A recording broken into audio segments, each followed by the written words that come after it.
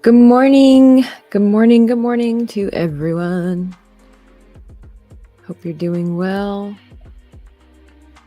It is time to draw. Yes, indeed.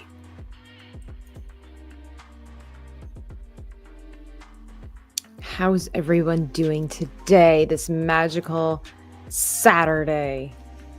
Right? It's Saturday. Yeah, it's Saturday. I don't know why I'm getting my days confused. They just kind of start schmerging together to make one big day. One big day. But welcome in. I see Staccato DDS says first to the key. Always fighting for the first. Good morning. Good morning to you. And then the real Steven TV. This is where the fun begins. I hope so. I hope so. Jonathan Reyes with the good morning. Hitting us with the paintbrush and the splat. Today we're doing digital painting or drawing. We got the elixir. Michael James says hello, everybody. Oh, yes. We need a pencil or pen emoji too. Okay. I'm on it. I'm on it.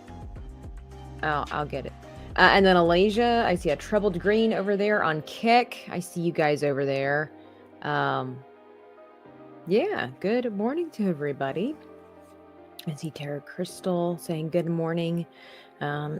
So we did our stream with our good friend, our war hero friend Donker the other day, and I just was not done working on his world. And so I know last year a lot of you had said, hey, when it came to the book, are you ever going to do landscapes? And I haven't done landscapes in the actual tangible book, but I wanted to explore, I don't know, I just had like this little vision in my mind. I wanted to explore Donker's world here a little bit. So I started drawing this little thing right here. It's really in its first stages. It's not fully come to term here.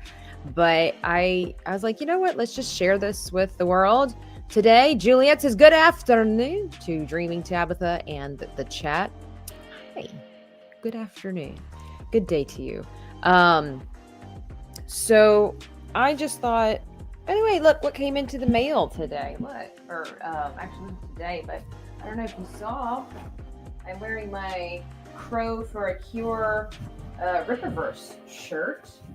The donations went to help a lady on the Ripperverse team who unfortunately has cancer, and it's going to help pay for, the proceeds go to help pay for her medical expenses. Because as we all know, the medical community doesn't really care about your health. They care more about the lining of your pockets. But anyway, bless their heart. No, devil ain't got them all, okay? There's some good ones out there. Devil ain't got them all.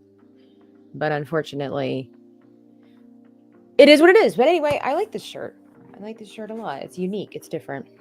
Yeah, it kind of does look like a little Ravenclaw outfit. I'm okay with that. All right. So, let me see here. I really wanted to listen to different kinds of music today while I was creating and drawing. But I don't know how much talking I'll do today. Probably a lot, because I feel like I'm compelled. The power of Christ compels me to do so. But yeah, so I kind of have this vision. What you don't know as I overpronounce my words is I have a video with Sevi, our dear friend Sevi from Legally Sevi. She is going to be in a future video. I believe it's coming out next month. And I did kind of a foresty picture. We swapped old art pieces, and we had to reimagine what they would look like. And so that just kind of was in the back. I really liked how mine turned out. And so that was in the back of my mind when I wanted to create this piece over here. So anyway, there we go. So I kind of wanted to see if I could recapture some of that. I'm still on the struggle bus of learning, hey, just get the important things out. Don't micromanage your art piece. And so we're doing that. I will say swamps are not necessarily my forte, but I don't know why. Apparently in this world that we're creating, a lot of these creatures live I mean, because like Gus lives in a swamp. Kevin lives in a swamp. Well, you know, the war took place in the swamp. Who else lives in the swamp? Yeah, so there's just a lot of swampy creatures. And so I've got a couple of pictures of reference up here just to kind of give me an idea of this and stuff. So I definitely, you know, want more of these trees. They got to be smaller because they're in the background. And definitely I love Spanish moss. That was one of the most amazing things that I saw when I moved to Florida, or when I first started coming down to Florida, was the Spanish moss. I just fell in love with it. I know it's like a parasitic element. You know, it's not good for the trees. But at the same time, it's so magical and beautiful. So I'd like to incorporate some of the hanging. I don't know if in the swamp it's Spanish moss or not, but here in Florida, at least, even here in like this, wherever I live, whatever it's considered, there's a lot of Spanish moss. So yeah, so I love that. I remember the first time I went to like a park, like a nature park here in Florida, and I thought I'd stepped into the world of Avatar, like on Pandora, because the trees were so different. And then you have the moss, the Spanish moss, just like, actually the first time I saw it was in Georgia when I went to go visit a friend. And then I came to Florida, I went to that park, and it was like, oh my gosh, this is one of the most beautiful things I've ever seen, even though I know it's terrible and slowly killing each tree. Fantastic Sarcastic says, good morning. And Icanala says, hail everyone, from heart to hand, right? Jabba the Whoop says, good morning, Tabitha and chat. Good morning to you, sir. All right, so I got a couple of trees. Everything apparently is kind of, let's see, going this way in my picture, and I'm okay with that. So I kind of have a good idea of where things will be. Maybe I will have more of that moss stuff coming down here. You know, and I'm trying to really explore with my style that I haven't fully developed because it's in development as we speak. And so we're just trying to figure out. So this is just our rough draft of what the future of this picture will look like. I really want to hone in more on composition's important. I don't think I have a bad composition. I think that it has a directional pull, and I like that. Your eye kind of focuses on this area first and then slowly goes this way, and that's good. It's good. I think it's good that good art pieces are supposed to have like a flow to them. It's not necessarily supposed to be chaotic, from what they tell us. But Mummy Crawl Baba, hello, welcome over on Kick. A look moth. Well, the look moth is not this creature. He will be digitally rendered in the future. So this is so Donker is an Empnar. That's right. He's an Empnar. I do think if I were to redefine this, like, remember he's got this crack up in his shell going on right in here because of the war. Oh, you're Turkish. Well, hello there. I love your coffee cups. I have a Turkish demi-tasse. Love it. Love it. I love your architecture over there too, by the way. It's superb. It's divine. It's beautiful. Beautiful. Love it.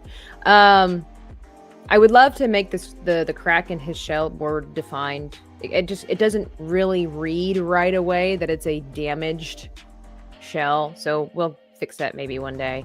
But let me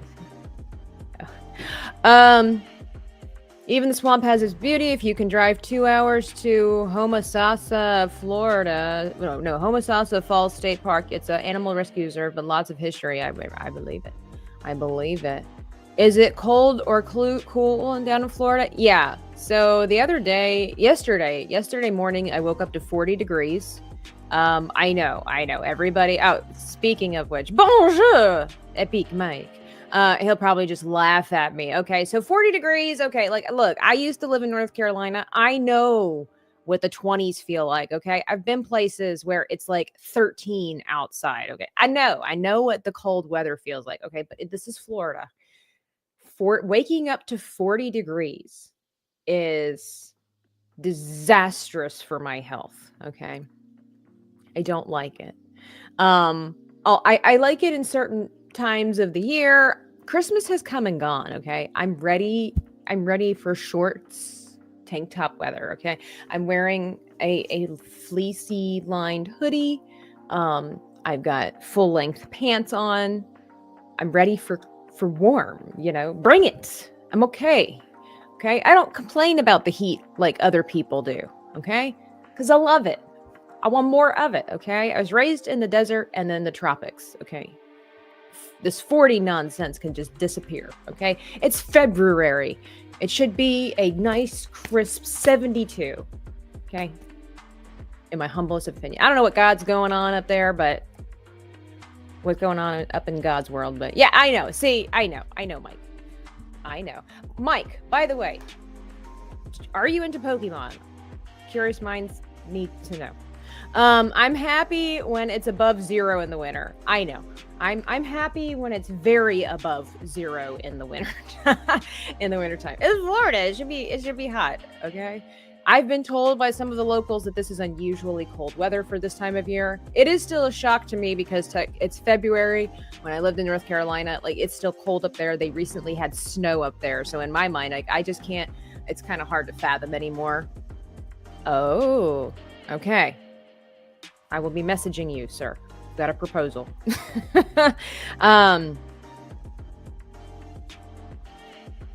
Yeah, I don't get it. I don't understand people that live here and complain about it all the time. It's kind of like a lady says, yes, in bold letters, give me spring. The high was 19 yesterday. This is freaking Texas. I'm tired of cold. See, that's what Nomi's telling me too. Like, it's cold. Like, it's cold. Why is it cold in the desert? I mean, I do know that it gets really cold. I've had family members that spent some time in the Middle East, and it gets extremely hot, but extremely cold during the evening. If you're not conditioned for it, 40 is cold. It's unexpected. I had to turn my heater on. Okay. I had to turn my heater on. I don't like waking up randomly to a house, to my place of residence being 67 degrees. I don't like that.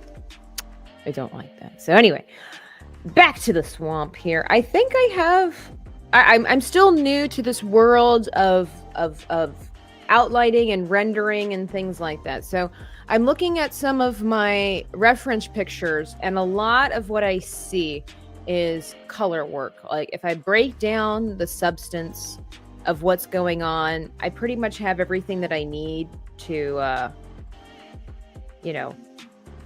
move along. Unless I wanted to. So my little story here, I wanted a really simple story of where Donker's just having a happy life, enjoying the swampy swamp, and he's looking up at this little lightning bug, wherever you may come from. You might call it a firefly, a little lightning bug. I don't know if there's another word for it. I'm not the best with expressions, but I like his face. He looks peaceful to me. Am I wrong? Tell me if I'm wrong. And I think he's a pretty good, he's not colored yet, but I think he's a pretty good I don't know what the proper word usage is here. I think it's a good likeness of Donker from a different angle. There we go. Yes, ready for spring. Look, I bought a little house. It's right there. Okay, I haven't painted it yet. I thought maybe I would do that on stream. We'll see. I bought a little house for my lizards outside. Okay. I was so happy when it finally got hot enough because I like to greet the lizards every morning when I wake up. Okay. And you know what has happened? They've gone into hiding because cold again outside, so I'm very disappointed in the weather. I want to see the lizards. I want to say hello and good morning. How are you? Did you sleep well? Are you having a good day? Did you get the mail? Like, these are the questions and the conversations that I have with the lizards every day, every time I see them. Okay. So the fact that I can't do that leaves me feeling empty inside. All right. I don't necessarily want to add too much more to this, but I feel like it's really bland. So again, I'm kind of new to all this. So these here are supposed to be rocks. And I do like the sketch form, so I guess I just have to clean this up more.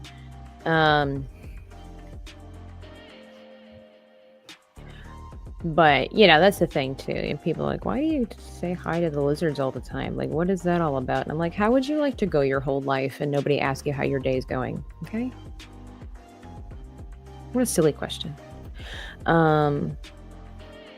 They have feelings too, you know. So I guess I just have to now go in and touch things up. Although the way that this book is supposed to be going, you know, as far as these pages and stuff like that, it is meant to be kind of a rougher looking sketch.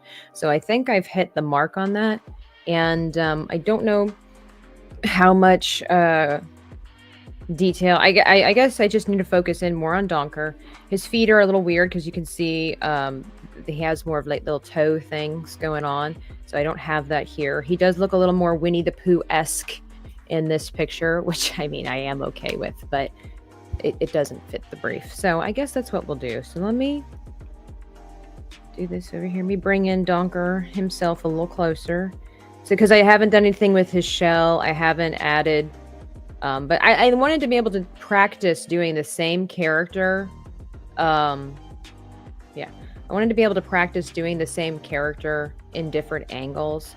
If I ever wanted to really do something with this story, I remember hearing somebody say that if you can't draw your character from different angles, you don't know your character well enough. And in order to create more of anything with a character, you need to know them inside and out, 360, you know. You gotta know.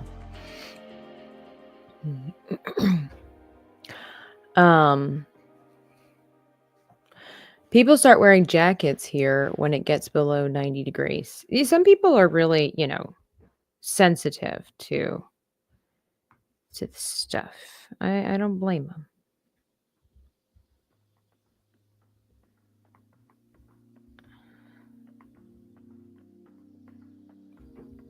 Let's see. You know, a lot of this is just the practice run here, so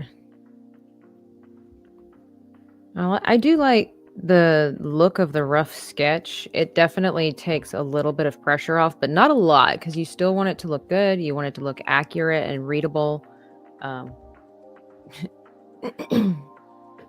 Excuse me, morning phlegm. Like Mr. Poe from A Series of Unfortunate Events. Yeah, I think this nail's too long. Well, also a humid 40 is so different from a dry 40. Yes, I would take the dry weather any day. I love visiting the West because I love the heat without the humidity. That is one thing I'm not overly fond of here in Florida is definitely the humidity. Here we go. We want a chunky nail. Yes, we do. But I do really enjoy the heat. I don't mind, you know. I don't really like sweating in public, but I mean, I don't really like sweating at all, but I don't mind. I don't like sweating in public, but you know, if you prepare for it, then, and you know when you're going to go outside, you know, in 82 degree weather, you know. What? People never ask me how my day is going. My mom is the only one who remembers my birthday. Surely not fantastic. Well, how's your day? Look, I ask. Okay, it is not okay. Okay, we got to settle this now. People don't understand. They don't understand. I'm one of those people when I say, "Hey, everybody, how's your day go?" And I know I'm a streamer girl, you know, and I understand. You probably just think I'm giving you pleasantries and whatnot. But I legitimately want to read. I mean, please don't bring down the house with your problems. I mean, you know, Not that I won't, say a prayer if you ask for it, but you know what I'm saying? Like in general, like, did you guys get enough sleep? Like when I ask somebody that, this is why I have changed things up when I go to meetups or whatever like that, or I meet up with friends and stuff like that. Be like, hey, did you sleep good? Because just saying, hey, how are you, has now become such a cliche thing to say that without any meaning, that people don't want, they don't think that you're being sincere and actually want to know. I feel like I've got the toe on the wrong foot. He does have 3, right? Does this need to be more over here? Let's just do that here. I think so. Instead of over here, let's just, yeah. So I've started mixing things up that when I greet people that I know for the most part, I mean, it is kind of weird to ask a stranger that, but like, it is also a way that I use my awkwardness to make people feel comfortable. But like, I genuinely be like, hey, how's your day going? If you guys just answer with fine, okay, well, it's not really a conversation starter. See, look at that. Let me see if I'm reading this right. Lil James, 22-1. How are you? Look at that. Asking how I'm doing. I'm doing great. I am. I'm having a good cup of coffee. Last night, I had my coconut and graham cracker coffee. Today, we're just having regular Lavazza coffee, my favorite coffee, Lavazza, and I'm having it inside of my beautiful Grand Floridian Beauty and the Beast wonky doodle cup. Look at that. It looks like 3 cups stacked on top of it. So you can say I'm having 3 cups of coffee this morning. I know, terrible. Logical Spark says, good morning. Got done eating breakfast. I don't even have to ask what he ate because he supplied the information.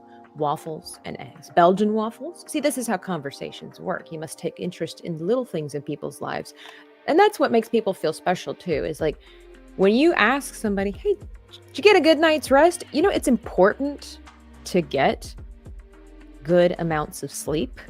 So to me, if someone's asking me if I got enough sleep, I don't necessarily think if it's creepy. It's more of like they actually are hoping that I'm feeling well. It's a little more of it doesn't work for everybody, okay? Like you have to figure out what works for you. People will get to know your quirkyisms, right? Your quirkisms. We're making new words today. They will figure out your quirkisms. If they know that you're a good person and you're not creepy, you can ask quirky questions like that and they'll know it comes from a good place. But even just things like that, it's like a little way of saying I care a little bit more about you than just the average person. See, look at that. There we go. Now, you can't say nobody ever asks you, fantastic. Tender Warrior says, greetings and happy splendiferous Saturday. I love it when he throws in those fun words, those big words. Diz the jag, same here. I don't know what you were saying, but I forgot my birthday this year, says Elsa Barrett. Well, it's better to forget your own birthday than for someone else to forget it. It happens from time to time. Look, people are busy. They got lives to do. Seriously, had a birthday recently and only my mom remembered. It happens though. I'm only saying this to be relatable. I'm not throwing any family member under the bus, but one time my mom forgot my birthday and she felt horrible about it. And my dad forgot the birthday. Both my parents forgot. If she's here, if you're in the chat, look, Mom, it's not a problem. Like, I'm not harboring it. Okay, like that's gone. This is not to shame anybody. Like, it happens. Okay, life happens. I woke up one morning and she forgot and she felt horrible. And that's sweet. The fact that she felt bad that she forgot, because that meant that it was important to her. She just forgot. Right? And my dad forgot. Okay, what's worse is my dad just laughed so funny. What's worse is I remember when I turned 15, my dad kind of forgot my birthday. And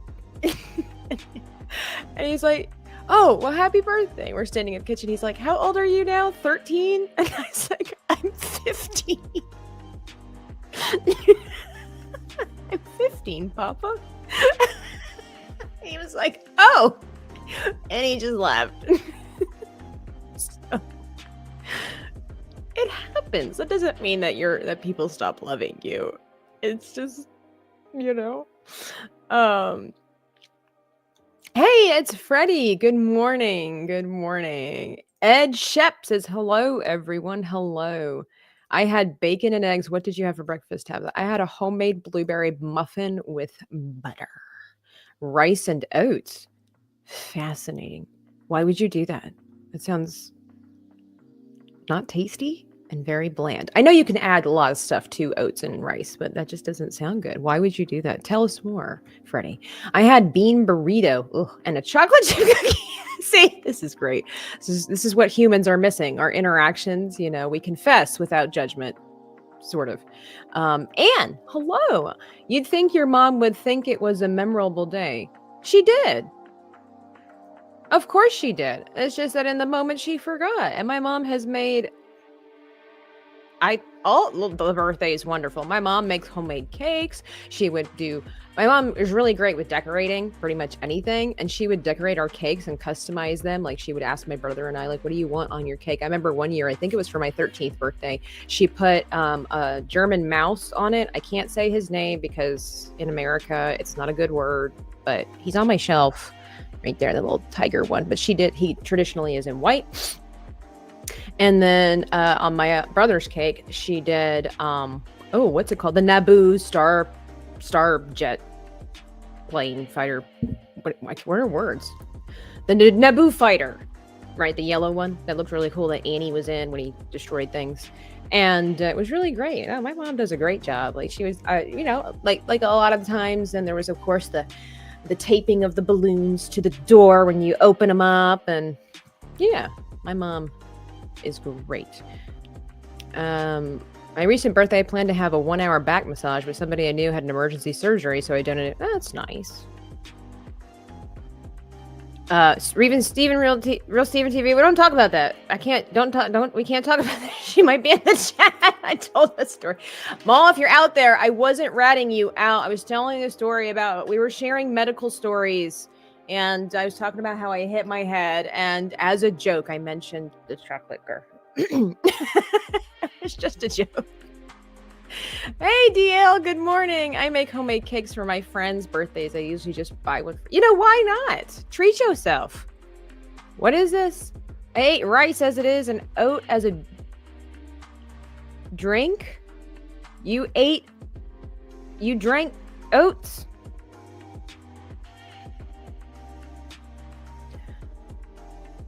Okay, we confess, we don't judge.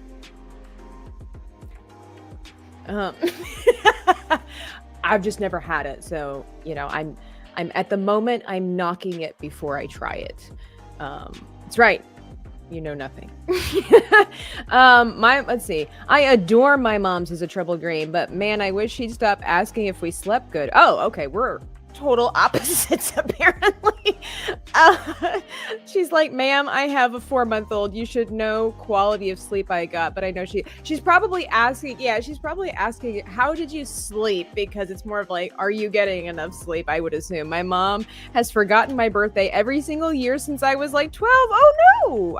I'm very privileged apparently. Like with all three of us, we've had to remind her for pretty much every year. Okay. No. My mom remembers my brother and my birthday. It helps that our birthdays are very close together. So I guess that makes it a little harder to forget.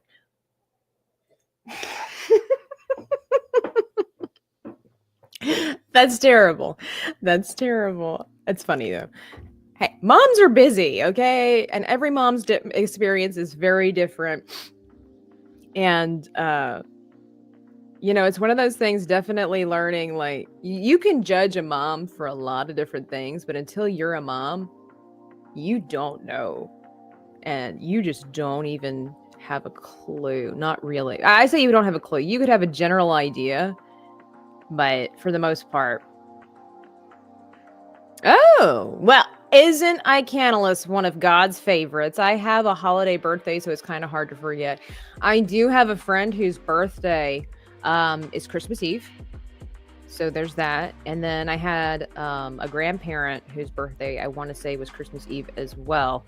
And it definitely makes it easier for people to remember, but my goodness.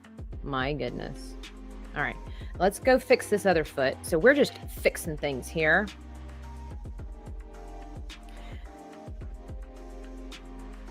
I'll be at tour games. Why are you yelling at me? If you follow me, I will follow you and play together. Sounds like a threat and not a good time. I don't know how my poor mom survived. There were 10 of us, says DL. Wow. The thing that I notice is that it makes a big difference if, okay, I'm seeing how I word this because I don't want anybody to go down this weird, like, judgmental thing, but I have noticed there are some moms in life that they love their children, right? All moms should love their children, and I believe deep down all moms do love their children. Some moms choose other things before their children, but there's something inside of them. Anyway, that's a whole nother story, but there are some mothers who love their children, and there are some mothers who love being mothers. Does that make sense? I've met some women, they love their children. They adore them, would do anything for them. But there's a part of them that still, they would never trade their kids for anything. But they kind of miss not having children. And then there are some moms where their whole life is just filled, like their cup is filled and overflowing because they have kids. They wish they would have had more kids, or they're completely happy with the kids that they have, and they just want to soak up every moment with them. And they just live and breathe. Their life is just fulfilled because they have children. And that's beautiful. And we need more moms like that. I think, unfortunately, society has poisoned young women to think that having children is almost like it's unhealthy, but they've also poisoned it to think that it's the end of happiness. It's the end of you. It's the end of your individual self. And that's not true. It's not true. I even know a lot of women in conservative circles who just aren't interested in having children because it's like, oh, I just want to continue having a good time. But we need more children, but we don't want to be part of that group that has more children because we want to have ourselves a good time. And I'm not saying that's necessarily... I'm not necessarily saying it's a good thing.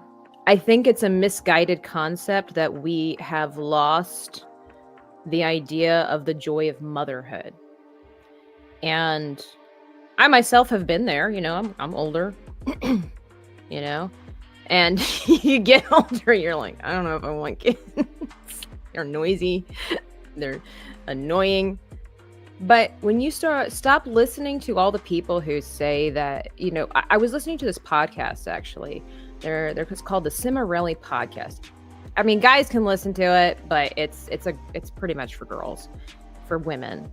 And it's a group of, they're singers. Wow, that is a wonky toe, man. They're singers. They're YouTube professionals. They've been on YouTube for like 12 years now. They've got like 6 million followers. And they're sisters. They come from a family of 12, I want to say. And they're 6 sisters. And it was a beautiful podcast just about motherhood. Things to stop telling young women, I think, was one of the episodes about motherhood. Things we wish we knew about motherhood. And one of them was, we need to stop telling new moms or young women who want to be or considering being moms. We need to, I'll paraphrase, but basically, just to summarize, we need to stop hyper-fixating on all the difficulties of motherhood and hyper-fixate on the joys of motherhood. I say hyperfixate, but like, we need to fixate on it. There needs to be a balance because, some of them are mothers, and they were saying, yeah, being a mom is hard. It's difficult. You have to make decisions that, for the future generation that's coming up. You have to work on your relationship with your spouse. You have to work on your relationship with you, because you're a different person now. You're not who you were before you got married. You're not who you were before you had a kid. You have to, especially as females, we of course then there's a lot of hormonal change. Of course there always is. And so your body has to heal and it has to recover and all this. There's a lot that happens, and they're like, we need to stop fixating on the problems of being a mom, the hardships of being a mom. Not to say that we dismiss them, because the reality is people need to understand, like these young girls that are going out here and just, having their time with dudes. They need to understand that being a mom is hard, and it will forever change your life. You are not the same person. You have different responsibilities now. You have responsibilities now, and that should help detour you from becoming an early mother, an unwanted title. Go live your life and enjoy being young, and the freedom that comes from not being a mom. But they said, in turn, we need to focus and share with young women and young men. I think this goes for young men too, but because women, that connection with the child, physically, emotionally, all that stuff. We need to start rejoicing and exploring and talking more about how it's the best thing that's ever happened for a woman, is to share in the creating of life with your spouse, seeing the pureness of joy and happiness that comes from a child exploring the world, the fact that you can live on just a little bit of sleep and still be happy because your child brings you so much happiness. You're the person that gets to explore, see, witness all the firsts of a brand new life. Just going through all these different things and all the silly things and watching the development of this child that you created and seeing what they become, really focusing on the perks, if you will, the joys of motherhood instead of the hardships. You don't negate the hardships. But if you only focus on the negative, as we all know that, if you only focus on the negative, it will detour somebody from even trying and even wanting. And because humans, unfortunately, because of our fallen nature, we are inherently selfish. If you exploit that selfishness of where motherhood is such a drag, then you will have fewer women and men becoming parents. And that is really, really sad. Really, really sad. It's really, really sad. Girl, I could talk so for hours about how much society has warped pregnancy, birth, and motherhood. It's all pretty discouraging. Exactly. Your brain literally rewrites itself during pregnancy, and then you come out of postpartum and have to learn yourself all over again, confirm all of the above. Yeah. And people will focus on that to say that this is why you should not have kids. It's like, but that's a part of life. We're always changing. There's no stopping that. There are going to be things that happen in our life that will change who we are. I don't think we would see this extra toe on the side. Maybe it would just be like a little bump over here to indicate. Yeah, I think that would just be fine. And I don't want it to be too dark. It's on the other side. Yeah, I think that works. I was watching a lady this morning on the gram, and a lot of it comes down to, there is a thing about mental health. Why is it that I posted it on Twitter this morning. I found it so helpful, even for myself. I don't necessarily consider myself a person.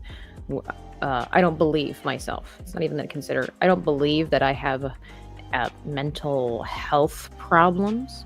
I go through hardships. I go through discouragement and struggles. But she was saying, why is it that we're normalizing?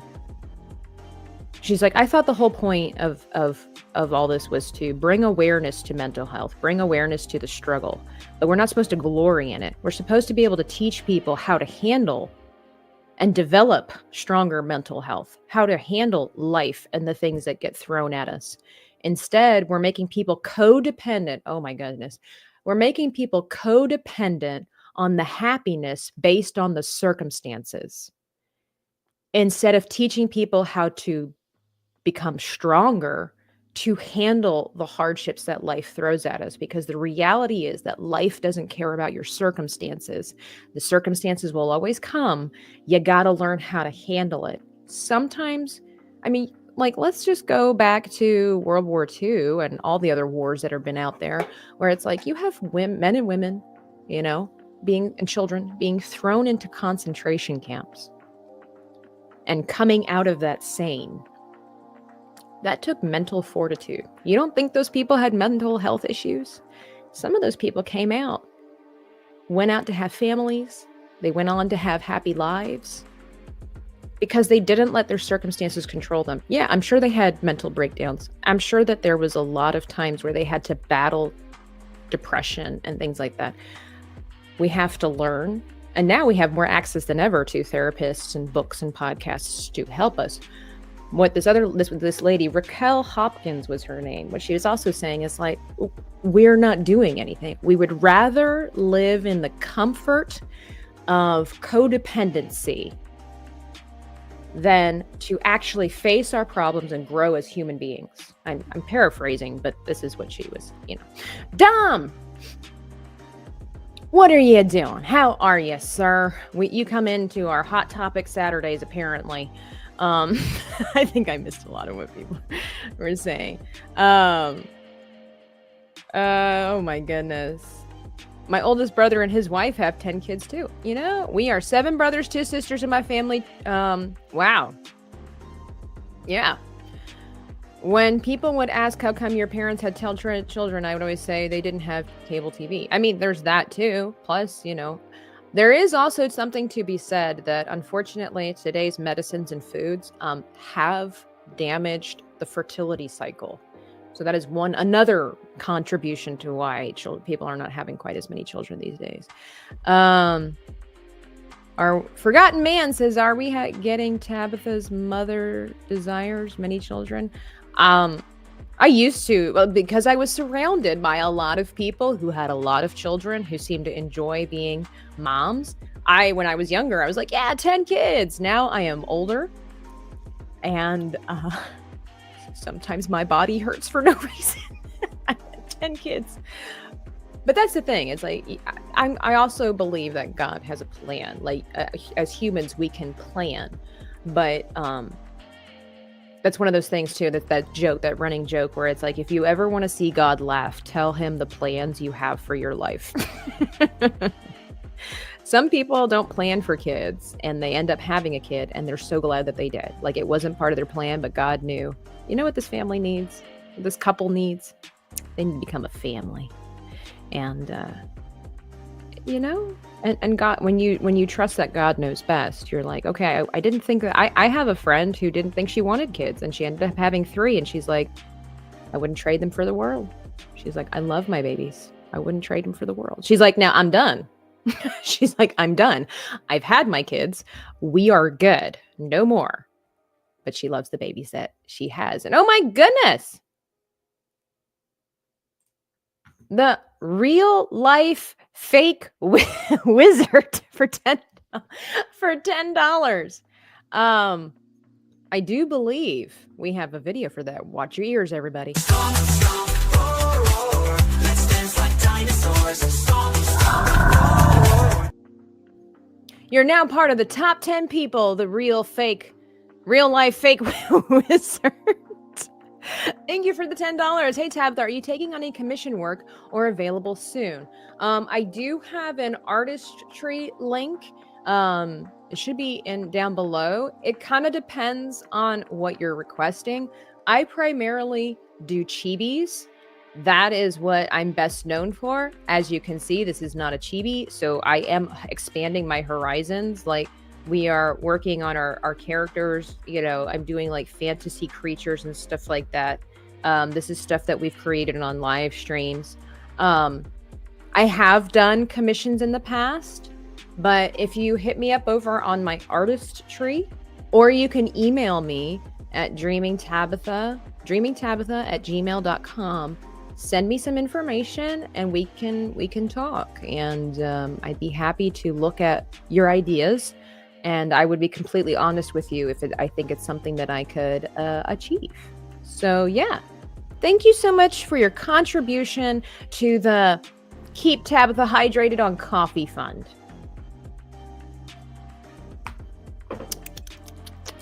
Let me go back here.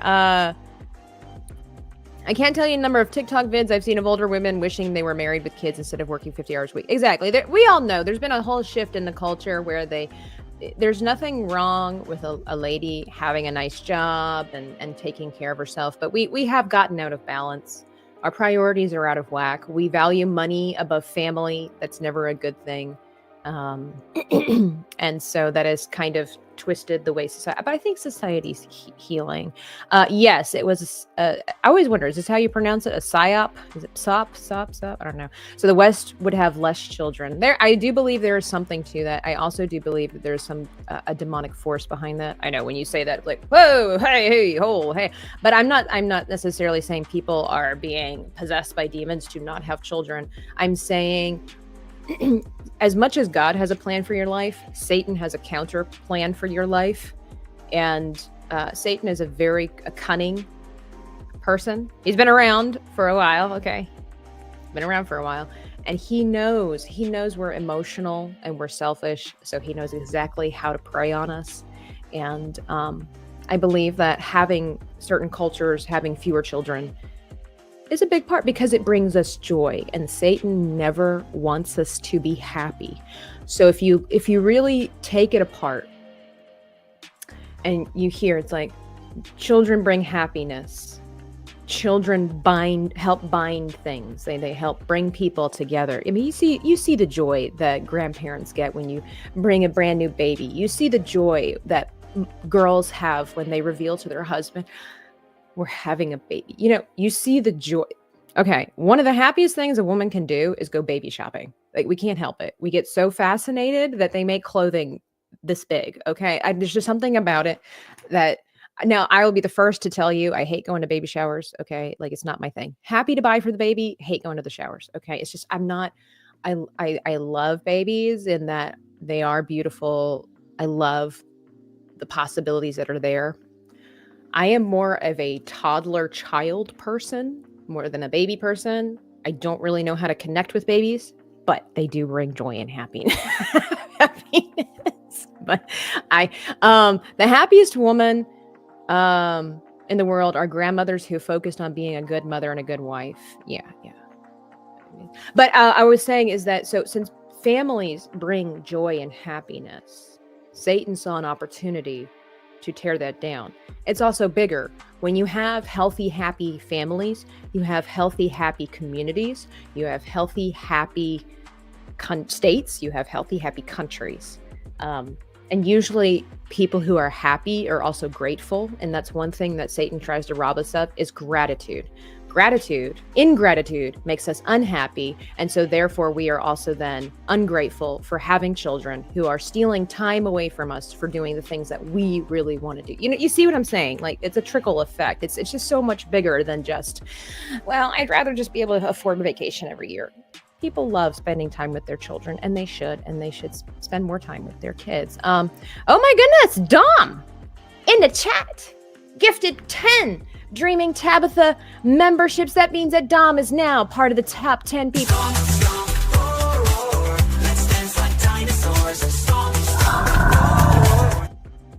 That's right. I think all of you deserve to be Jesus' favorite today, to be honest. I am the one to be your favorite.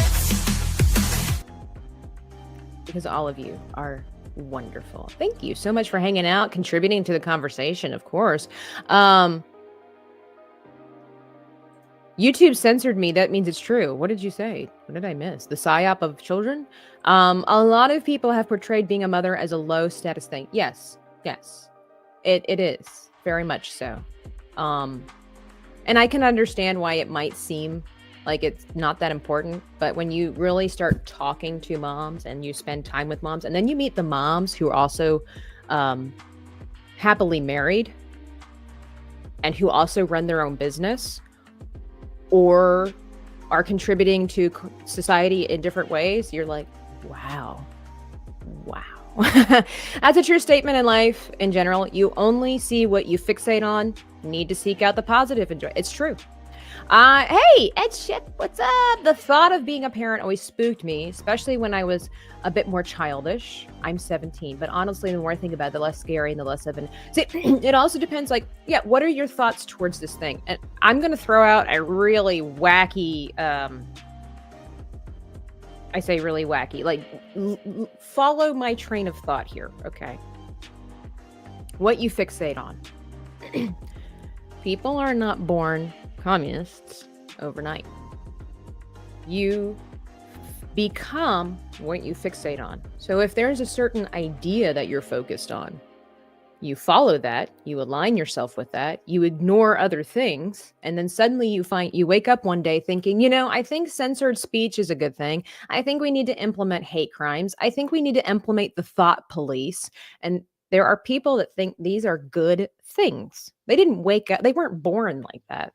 They followed a trail of breadcrumbs somewhere, and they surrounded themselves by people who think the same way.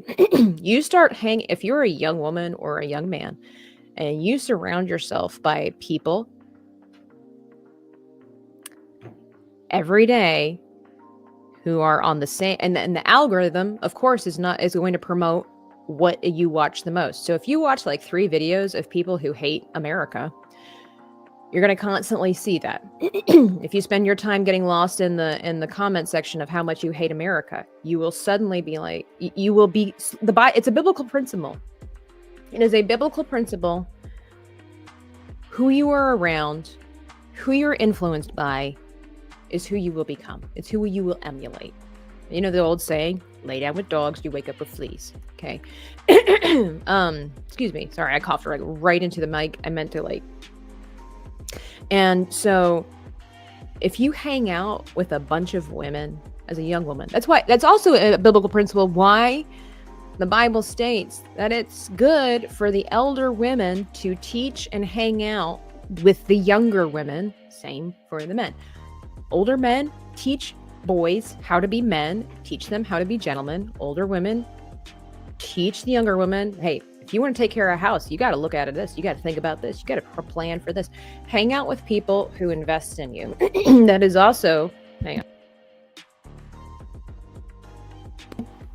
Why I remember doing a reading one time, and they were talking about how it's actually not super beneficial, and it actually retards the progress of children if they only ever hang out with kids their own age. It's not actually the best thing for 5-year-olds to go to school and only ever hang out with 5-year-olds, because you know what happens when 5-year-olds only ever hang out with 5-year-olds? They act like 5-year-olds. Now, while that's not inherently bad, what it means is that they will never aspire to achieve something else or be better. So when you have children, younger children, and I've seen this happen, when you have younger children who either only ever hang out with adults or who also hang out with teenagers or 11-year-olds or whatever like that, the children tend to be a little more mature in different areas. They might be better at drawing because they hang out with this 11-year-old wallflower who only ever draws, and they're like, oh, I want to do that. And suddenly your 5-year-old is drawing better than other 5-year-olds. It's not saying that 5-year-olds need to always be hanging around and be better at this. It's like but there will be little areas, little pockets of moments in their life where there are aspects or traits that they'll be better at because they weren't hanging around the same people who can't do anything, right? If babies only hang around, and it's good that they hang around their peers. That's not what I'm saying. It's like, they need to also learn how to socially interact with, people their own age. Is how we learn. It's all that stuff like that. But if babies only ever hang out with babies, they'll never see how the toddler grows. They'll never want to aspire. It's that. So if you hang out with women who love being moms, chances are you'll be like, wow, they make that sound so good. And since it's a natural desire, they want us to, let's see, I saw a study from Boston University, women over 35 without children are at the highest risk of being, we don't realize how much we're missing out on by growing families, I think. Some people are not called to it. It's very rare. It's even in the Bible that some people are. I mean, it's like slam. It's like out of 100 people, you're going to have one person who God was like, it's okay that you're not like everybody else because I have a purpose for you. But for the most part, I need to like go through. Hang on. Did I? I'm gonna try to catch up. Oh, we got all the top 10s. Okay. Yeah, no, thank you. I'm good. I will go and I will support, but yeah, see. Yeah, there's just something about it. The fact that they make clothes for feet this big, I don't know why. It's just yes. Corrie ten Boom is one of my what you could say, my heroes in the Christian walk. I'm very careful to say she's someone I aspire to be like, because in order to become, that'll get me emotional. In order to become Corrie ten Boom, I don't think I have what it takes. That woman, whoa, you talk about mental fortitude. If you don't know who Corrie ten Boom is, you should read her book, The Hiding Place.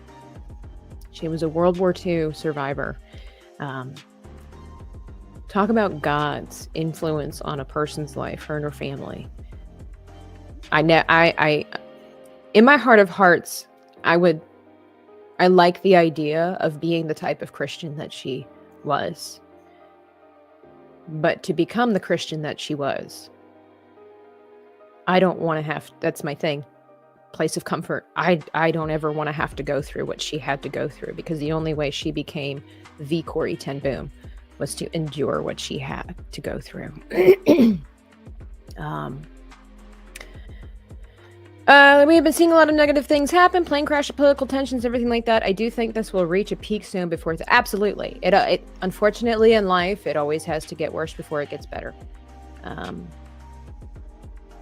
Yeah. Hey, Retro Collective, welcome in. Let's see.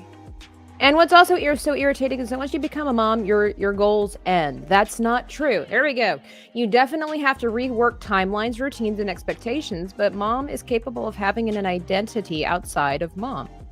It's just a bigger identity because you're mom and yourself. It's a lovely, if hard journey, worth it. I think that's why they let little ballerinas watch the big girls on point. We all aspire to reach the point. Yeah, Corrie ten Boom is so inspiring. The book stayed with me since I read it. It's so good. You should only be the kind of Christian God wants you. Well, the whole point is to aspire to be like Christ.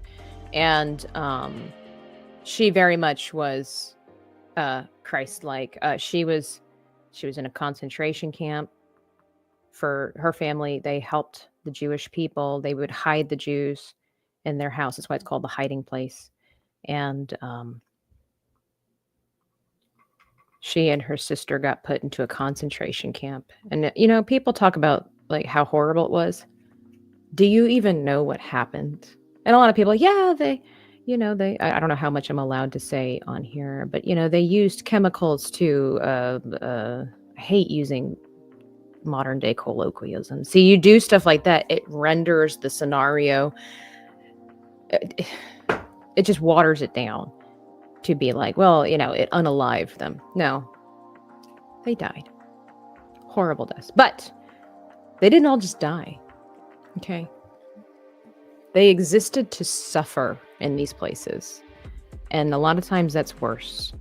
But God did amazing things. And she at one point, I mean, you have to think these women, the men too, but the women were humiliated. They had to be, they were trying to be careful how I say this, but like they were declothed in front of people, inspected, blasted with water, then thrown in a room full of other women in similar situation or in the exact same, and then made to work. They had to sleep in rooms filled with fleas. But here's the thing, there was this one story, I've shared this before, where I need this little guy to move, where they wanted to share the gospel with the women inside. Somehow they'd sneaky the Bible, a little piece of Bible, either a couple of pages or a tiny Bible, I'm not really sure. And they snuck it in there like the little ninjas that they were, which of course it wasn't allowed, but they snuck it in there. And they would have Bible studies. Well. And I might mess up the story.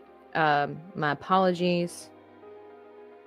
I'm going to see if I can try to summarize it. But anyway, it wasn't allowed. Nevertheless, they were able to have Bible studies because the Nazi women soldiers were too afraid to go in their rooms. And you might be like, oh, it was the Holy Spirit. No, I mean, obviously God was involved. But the flea infestation was so bad in the room that Corey, her sister, and several of the other women shared that even the soldiers would not go in there. And so they would have their Bible studies in a flea-infested room. And that was how they were able to share the gospel with other people. So, and you know, she'll talk about that and she'll be like, God used it.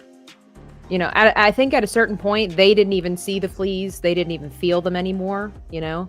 Just got accustomed to it. And she was like, God has his ways. God does his thing, you know. And that's why I'm saying it's like you want to be a servant like her. You got to be willing to put in the work. You can't be no wussy Christian that can't complain about air conditioning, that complains about air conditioning and there's no cold water and or no hot water and everything like that. And, you know, as far as I know, I don't think she ever went on to have children. I don't know if she was able to. I don't know if because of the situation that happened there, if she was able to, or if she just decided, or if God called her to, she had a different route that God could use her, you know, but obviously without her mom, she wouldn't be here and we wouldn't be telling the stories, you know. Yeah, Christian ninjas. We need more. We need Christian ninjas.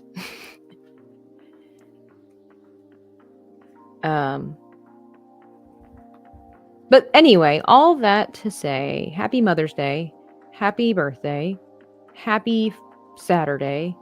I hope everybody slept well. To summarize the stream.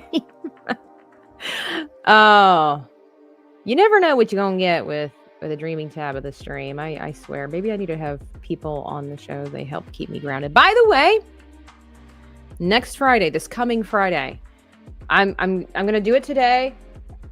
I need to do it today. I'm going to be putting a supply list in the community tab section so you can get yourself some pencils, some paper, some erasers. You don't need fancy equipment. But we're going to be having, my friend Maria and I are going to be hosting a 4-week, I was going to say trial period. That's not true. 4-week classes to teach you guys how to draw dragons from different angles, different perspectives. We're also going to be focusing a little bit on shading and highlighting so that you can take your artwork to the next level. But we're going to be teaching you step by step how you too can also draw a dragon. We would love for you to draw along with us. Feel free to ask us in the chat. We might not be able to address everything and spend a bunch of time on everybody's points, but don't worry, we're here for you. And it's all about practice anyway. And it's going to be a lot of fun. We are both really, really excited about it. And I hope that you will join in. And then over on my Patreon page for free, there will be a community post as well, like a community chat, where it's a safe place where you can post the artwork that you made if you would so choose to do that. And because we would love to celebrate with you and see what it is that you made. Excuse me, I'm trying to see if this one kind of angles a little bit. And so, yeah, feel free, join in over there.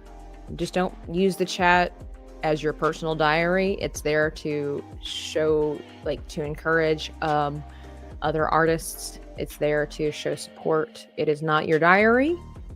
Maybe it's your art diary, but we're not sharing our struggle buses unless we're looking for advice. but we're not talking about how, you know, our car didn't start this morning. So, so unless that you go with my car didn't start this morning, so I drew a dragon. So,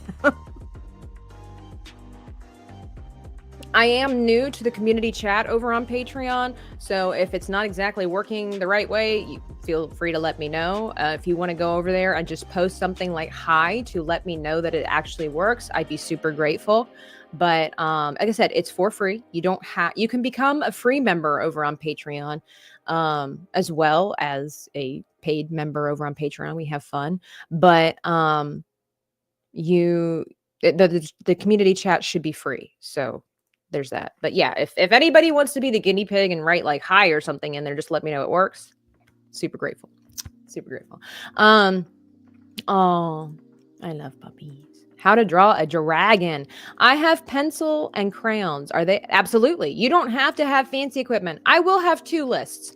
I will have the fancy list, well, semi-fancy, the semi-fancy list, and then the basic list.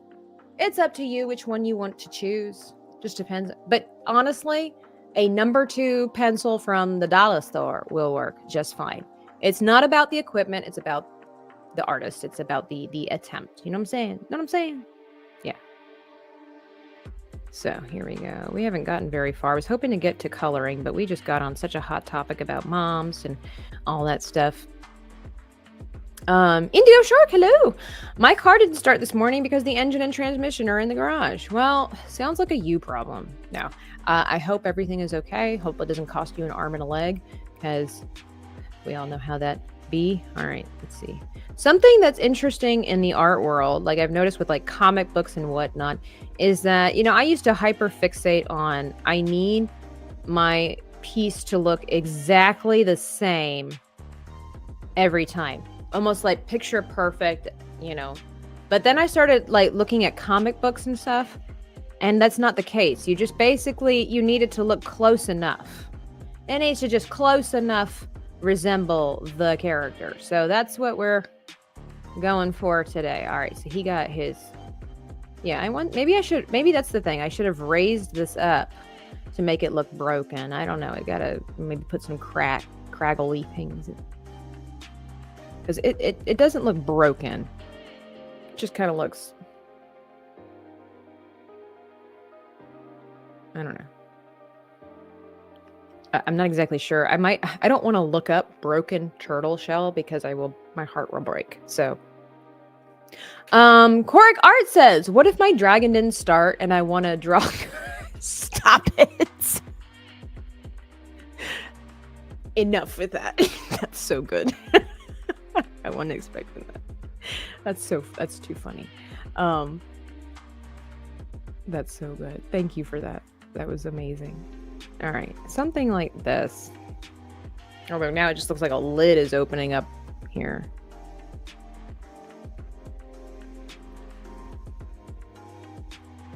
I don't know. That just looks so weird.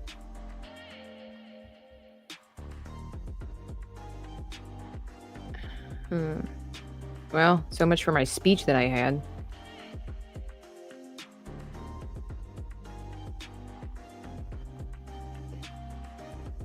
I don't know. Yeah, it just kind of looks like he has a lid on his back. I'm not...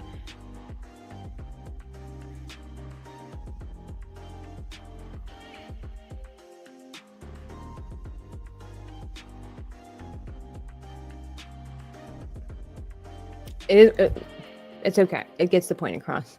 Did I sleep well? I slept great, man. I also, I take, what's it called? Magnesium. That helps with sleep too. It's the person. Okay, Megatron? Gosh, enough with that hate speech. Good morning, Melissa. Good morning. You think it looks good? I appreciate that. All right.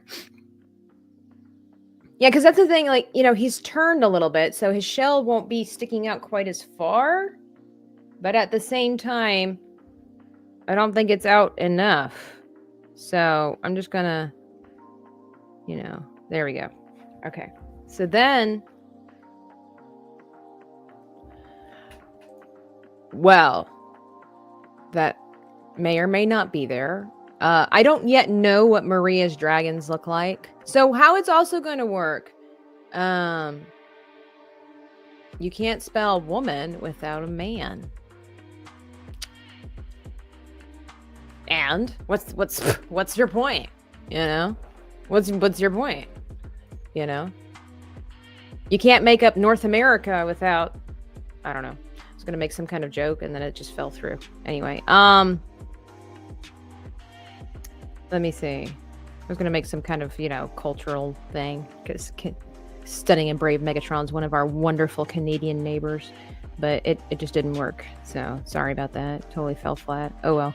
Anyway, so I just went with, I just went with a nice cliche high schooler, so's your mom, kind of joke. Yeah. Right. Man is just a word for a person. Yeah. Of course, it has son at the back of it. Men always win. Fight the patriarchy. Michael James says, is this sort of creature from a particular book? It sort of looks like a giant sloth with a turtle shell. Well, ding, ding, ding. You are right. So this is from my own little story thing that we're kind of making together. And he is a mix between, he's an Empnar. He is a mix between a turtle, a sloth, and a walrus.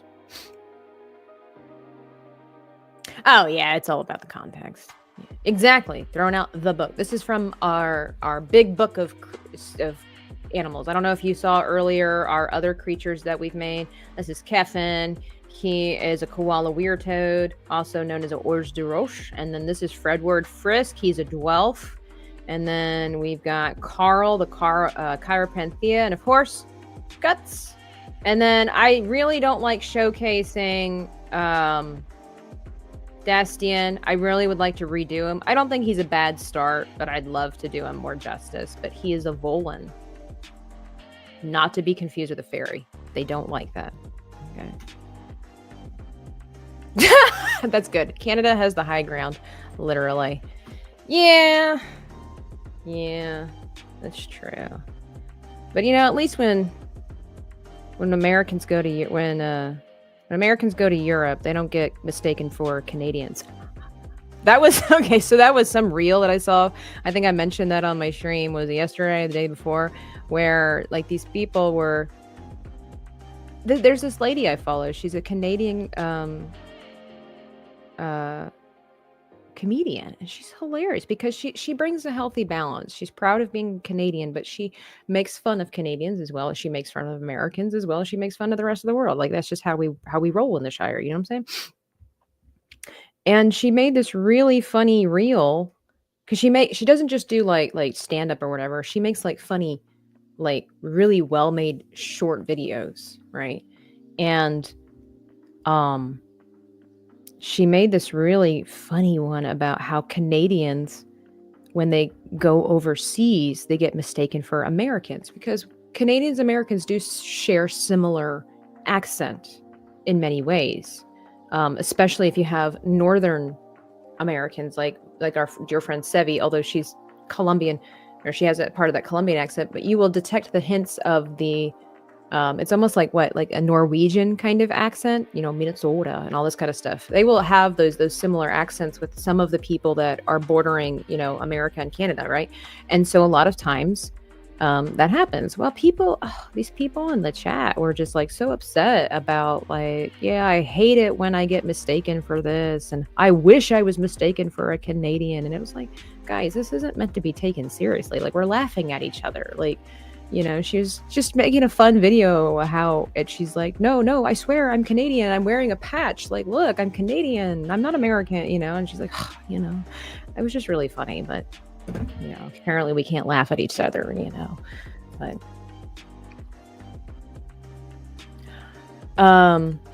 Sorry to ask about something you just said. No, don't feel free, Edchip. But this chat where we can share our art, where could we get into this chat? I missed this part. So let me see. I don't know if I can share this, but in my description box down below, or you can check out, my page here. You should be able to go to my Patreon, right? And so this is free. You go to it should be free. I didn't make it like a paid thing. And that's why I would love if somebody lets me know if it really does work, because it's my first time. People were talking to me about having a Discord, and I don't think I have time for all these different platforms. So I saw that Patreon offers a community chat for just you and me, right? Well, all of us, I don't want to do individual chats. Okay. We're not doing that way unless you're interested in like commissions and stuff like that. It's just safety first, And so it's supposed to be a community chat where we can, you're supposed to be able to share your artwork. Like, so when we have our dragon sessions, I would love for people to be able to go there. So you go to the Patreon link that goes to my Patreon, and you'll see a bunch of tabs at the top that, let me see if I can go back to it. It'll say like home, collections, chats. And you should just be able to click on chat. I think there's one that's already started. I believe I just said hi, and you can respond to that, I believe. The other thing is too, be respectful. We don't do any promiscuous artwork. Don't be that one person who ruins it for everybody, because I understand, like, we all have differences in opinion and different art tastes. That I totally fine, and I do let, certain conversations, I have strict guidelines and things like that for Kick and for here, where, and you guys know who I am, I don't have a preference for the crass and stuff like that. So when you're sharing your artwork, please be respectful of that, because that will, I won't, that platform there, I will be a little bit more tight-fisted. I will be a little more iron fist about that. We are not having any kind of genitalia. Okay, we're not doing sexy NFT whatever crap. We're not doing it. So, but I would love to see your artwork, and discreet things are perfectly fine, but we're nothing sexy, so I'm not saying you guys were going to do that. I'm not accusing Ed Shep of wanting to do that. I'm just laying the groundwork now. Okay, on my Patreon, please be respectful of that. Yeah, I don't know if I'm able to kick people out of the chat if they do anything like that, but if it comes to something like that, I will kick you out. And the negativity, we are only going to encourage positive criticism if asked for. Okay, if asked for, because there's nothing quite like working really hard as a budding artist, or even somebody who's been doing it for a while, and you just post a picture saying, "Here's my dragon," and everybody's like, and not everybody, but people jump in and be like, "The wings shouldn't look like this. Have you considered doing like that?"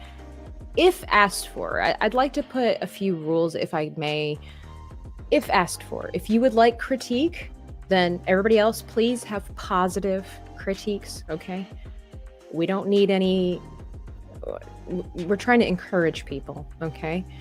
And save the critiques for if they are asked for. Because sometimes people just want to post something they're proud of, and we are well aware of our flaws. So unless you post, what do you think? Just tell people what you like about their arts and crafts, okay?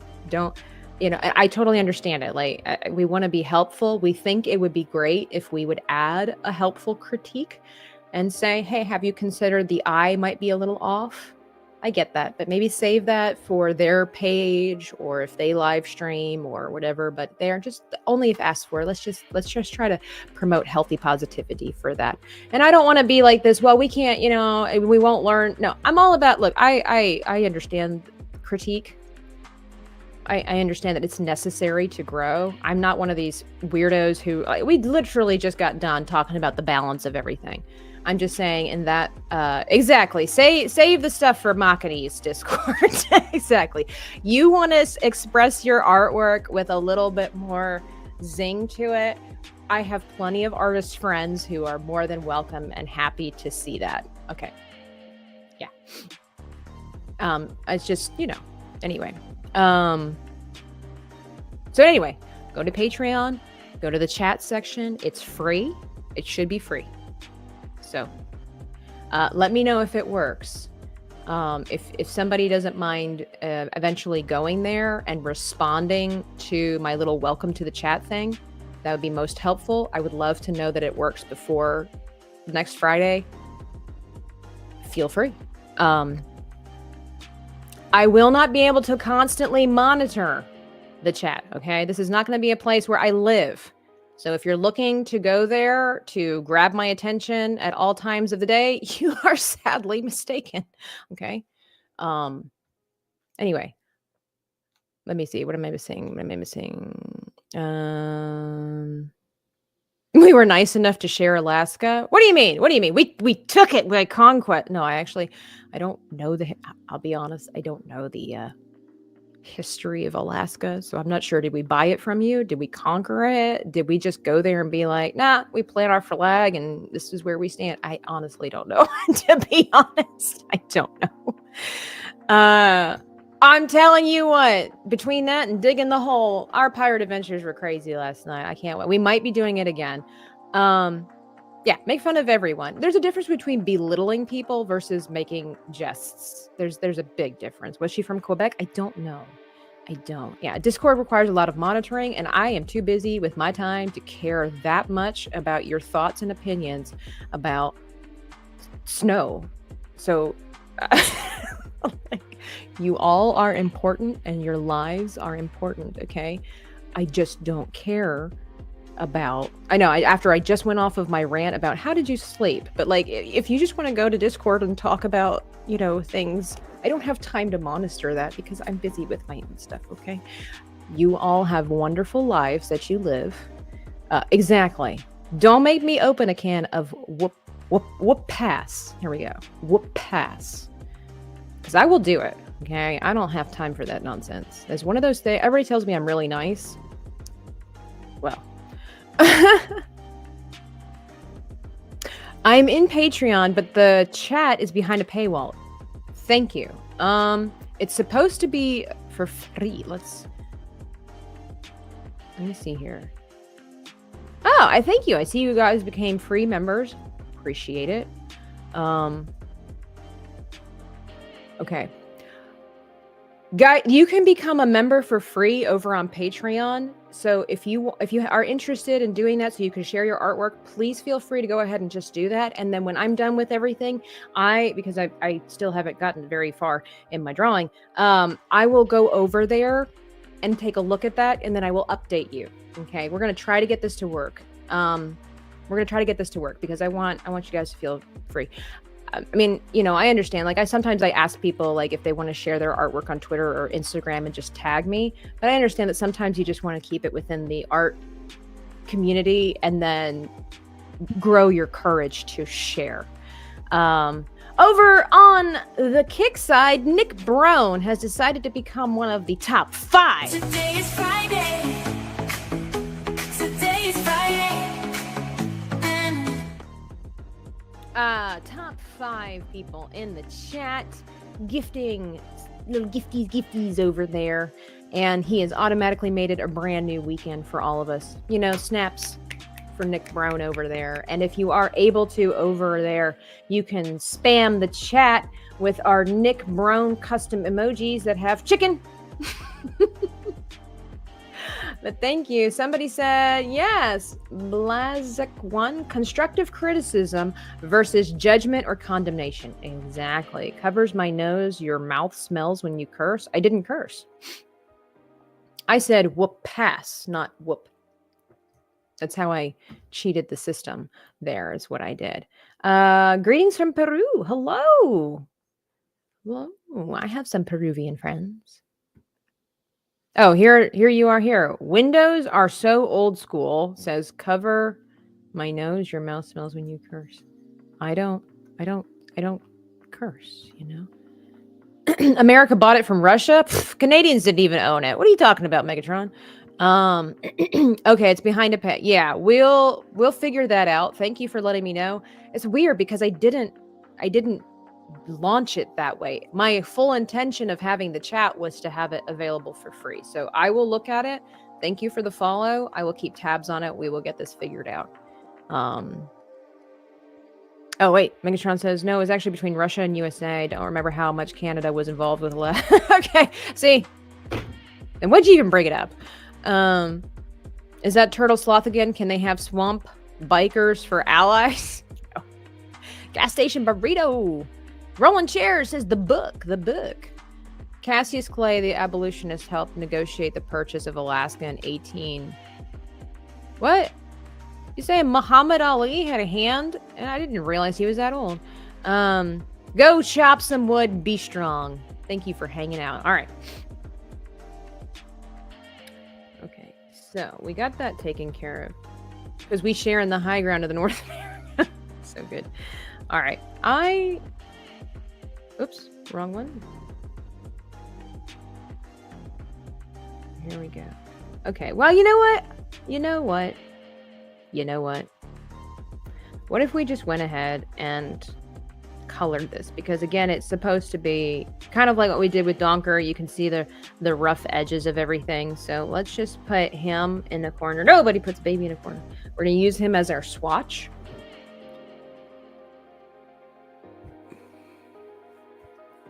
Megatron. Okay. So I'm looking in the background. There's going to be a lot of black, and then Tara Crystal, whose side are you on? Nomi just recently had surgery. Help her by donating here. Put that away. We don't. I'm just kidding. Yes, Nomi is recovering. She had a hard time streaming. Like she had fun streaming last night, but we couldn't make her laugh. No, Mando and I were. It was a lot of fun. Okay, she was like, my incision. Okay, I'm a little bit. I don't know where to start. So I guess I'm gonna just kind of go off of this picture, but I think I'll make this bluer in the background.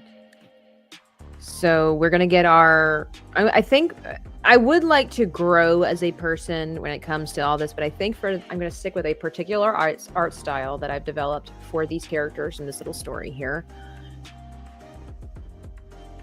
Don't make me give my speech all over again, Nadia. Is that a sloth turtle pulled it? What did we just discuss, chat? No, it's not. No, it's a tree, Nadia. It's a tree. Could you imagine dancing on this? Like, that would be extreme talent right there. How are you? How was your stream last night? I didn't catch everything, but all right. So should I start? I guess I'm gonna start darks here, and I want it to glow. I have a feeling this isn't going to be bright enough, but you have to basically just make it darker. So here we go. We're just going to color here. It's meant to be a rough sketch, so don't get on my case here. So that's supposed to be like the brightest area. We'll just cover here. That's like supposed to be the brightest area. We'll make it a little rounder. Oh, it's going off the page. Well, shoot. That's okay. Hypothetically, if Canada did join the Union, we would immediately start voting in our federal elections, or would there be a buffer period? Oh, I don't know if I'm ready for that. Okay, so then we're going to go a little darker. We'll color the trees later. I'm not exactly sure what I'm doing here. I'm just, this is why I say I'm self-taught. I'm learning. Oh, playing Dawn Until Dead. Is that what it's called? And getting scared by digital birds. My husband heard me scream from downstairs. Great. Now I should have watched it. I missed out. That's funny.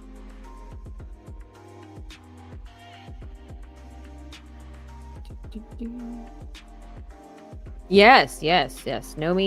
Nomi decided to get her nose redone. She decided to change the size of her feet. And no, I'm just kidding. She had to get some.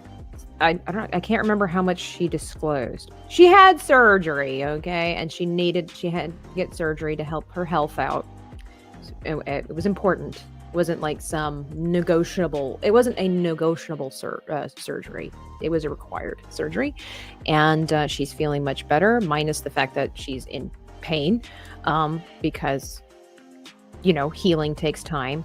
But she's doing so much better, and that's why she wasn't able to make it to MegaCon. And we have missed her for sure, streaming. And so, oh my goodness, there's so much happening. Somebody ordered my Cara Dune poster off of Etsy, it looks like, maybe. Holy crap. Yeah. You'll be getting that soon. Absolutely, toodalutely. And oh my goodness, Staccato DDS gifted 10 Dreaming Tabitha membership. Should I just take live down since I'm just moving? I'd have to go and rename my channel. But gifted, I know what it is. I know what men want. They just want more dinosaurs. Let's dance like dinosaurs. He just wants more dinosaurs. And Jonas, member for 1 month, says, "Hey, friendo, happy Saturday." Happy Saturday, Jonas. Jonas is good people. Jonas is good people. Yeesh, wait till Nomi hears about her closet friend not wanting her donation link wanting it omitted from the chat. Oh, she'll hear about it from me. I'll text her right now.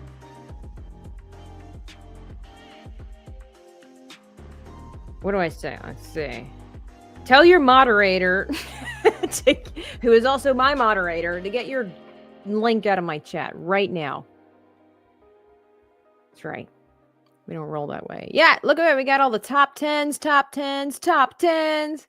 My gosh, that dinosaur kills me. I know. I didn't know what to do for the top 10, so I decided to be the random person that I am and just have a person get hit by a dinosaur tail. Like, who doesn't love seeing that, you know? All right, so I am going to try to use this smudge tool. I wonder if I should use the water bleed to do that. This is the part where it will take the longest. Because it's like, I still want it to be kind of that rough sketch, but I'm a sucker for blending. So this is where it's going to be hard for Tabitha to find the balance in the force. Let's just see where life takes us on this.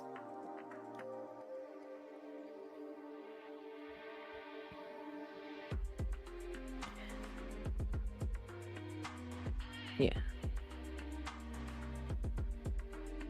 I don't mind it. It's a different style, so that's why it's like, okay, I have to get used to this. It is a little bit more realistic this way. I have a lot more experience with blending in this capacity in real traditional like fine art. It's not bad. Thank you so much for your purchase of my Cara Dune chibi. If you guys like chibis, they are available. I got stickers, posters. Eventually, so I'm trying to move my Etsy shop to Spring, formerly known as Teespring. And I'm having some issues with them because I was going to have some of my like chibi pirate merch that I was making. I was going to have that available. You can purchase my brand new Cara Dune thing, but I was having some issues with that. And I emailed their people and they were getting back with me about my issues that I had, and they apologized. Of course they did. So hopefully that will get taken care of soon, because like I wanted to wear my merchandise. Okay. This is pretty cool. We'll clean things up. Don't worry. It's all gonna come together here.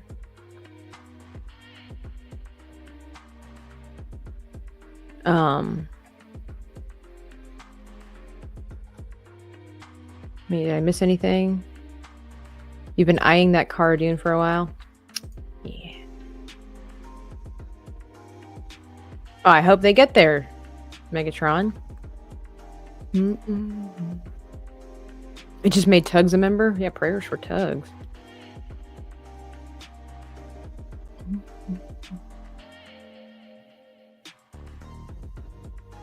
I love blending. It's one of my favorite things about artwork. So we're just going to kind of leave it like so. We might brighten it a little bit as we go. I like this color. I like these colors, I should say. But thank you so much for your generosity, everybody. I appreciate it. Maybe I'll buy ice cream. I don't know. I like ice cream. Maybe I'll buy some ice cream. All right. Let me just clean up Donker's face a little bit. I don't really need to do this because I'm just going to color over it, but it just kind of helps me. So we got that. I know. I messaged her to make sure. It's like, hey, you good? She's like, I am now. Oh, whoops. Terrible. Got to be safe out there. Gots to be vegetables. Man, I love seeing how many people just became free members over on the Patreon. Thank you. Hey, you can't dictate what kind of ice cream I get, okay? I love mint chocolate chip. Oh my goodness, Christian Rocker. Can't watch due to moving, but here, oh, it's so sweet. For the $1.99. Well, be safe. Hey, make sure. Piece of it, unwanted advice. Lift with the knees. Got your back. There you go. What is my favorite ice cream flavor? I do like mint chocolate chip. I love like Oreo. I do love cookie dough, but I'm kind of on the road there with Freddie there. Vanilla. You know why I like vanilla? Because literally you could just add anything to it and it suddenly becomes brand new. You could add chocolate sauce and you get chocolate ice cream. You could put Oreos in there and suddenly you have Oreo ice cream. You could throw some peanut butter in there and suddenly you have peanut butter ice cream. Like, I really love vanilla because it's versatile. I do enjoy a good strawberry. I do love chocolate, but I do enjoy a good strawberry ice cream. So over in Universal, they have Diagon Alley and they have an ice cream shop in there. And they have really great, I want to say it's soft serve strawberry ice cream. And then you can put shortbread crumbs all around it. So good. Totally worth the 15 minutes in line wait. Totally worth it. Okay, so now I'm going to keep in the blue family here. I'm going to get some gray for our little, let's see. This is the part that gets a little hard for me. A little more difficult. Oh no! Oh, I put it on the wrong one. Okay, I got it. Here we go. This is what we do. I can solve this problem in a jiffy. All right. Hang on. I got this. Don't worry. I messed up. I did it on the wrong layer, but that's okay. I got that. I can tell. I can fix it. I can fix it. Thank you so much, everybody, for your support. I was just looking here to color ourselves a little world. Like, we wanted to expand. I hope you enjoy the idea of, I didn't get everything. I hope you like the idea of expanding into this world. Like, now we're not just because we've created a lot of creatures, and I don't think we're quite done yet, but we've created a lot of creatures. I think it's time to now go into the world. What do you think? What are your ideas? Okay, so now when I go here, let me get rid of this one. Yeah, and we're going to do this here. Now we're going to erase Donker here. You know what I could do? I'm such a silly goose. There we go. 1 second. I'll make sure I'm not going to reveal any of my current projects to you. Yeah, good thing I did that because that would have revealed too much to you. Oh no, where's Donker? Do I not have a picture of him? Well, shoot fire. I guess I have to undo that. Well, just when you think you're being smart. Oops. That's okay. All right. We're going to put him above the rest. And then we're going to get rid of this.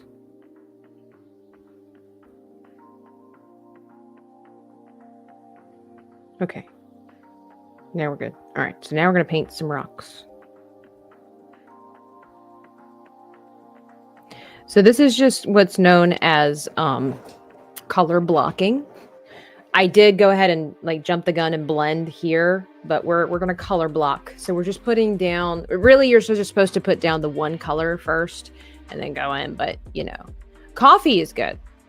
Coffee is ice cream. I don't mind it. Sometimes it's too bitter. You get that bitterness in it from the coffee beans. So I choose not to, I typically don't get coffee ice cream. I like coffee with my ice cream. I like the hot and the cold. I do. Undo button coming in clutch. Good morning, Night Saber. Hello. I know it's still morning. Look at that. Exactly. You don't get advantages like this in the real world. Yeah, digital for the win. I had coffee with milk yesterday and now making boiled coffee for some guests in the house. I like it. Of course not. You have to pay for that. So if you do become a channel member or a Patreon member, you get access to different things. Some of them are the same, but some of them are different. But if you do become a channel member, you get access to coloring pages. You get access to behind the scenes videos of upcoming projects.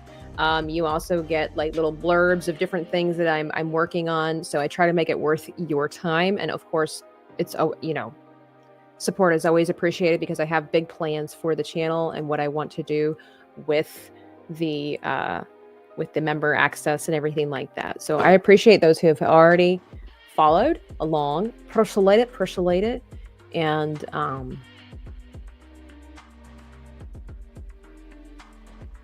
but yeah, we get cool art color. Sometimes I release coloring pages for free. Other times, it's the lowest tier. So if you want to, get coloring pages of things that I've done and then try to work it, like Risk It for the Biscuit, he got my Beardo, Fear the Beardo Wolverine chibi coloring page.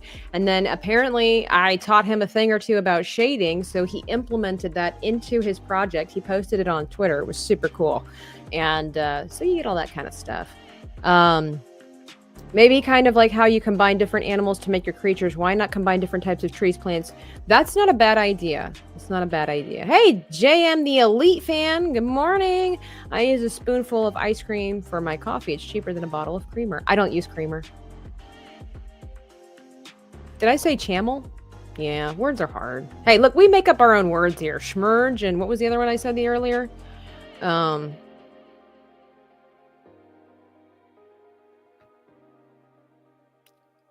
You'd have to fill out my cheeks or something. I'm not sure. I'm not quite as buff as Cara Dan. Yeah. Maybe one day. I don't know. All right. So we're just going to do some rocks. We got ourselves some rocks over here. Exactly. Thank you, Night Saber. Schmerge. All right. Let's see. Get some other rocks.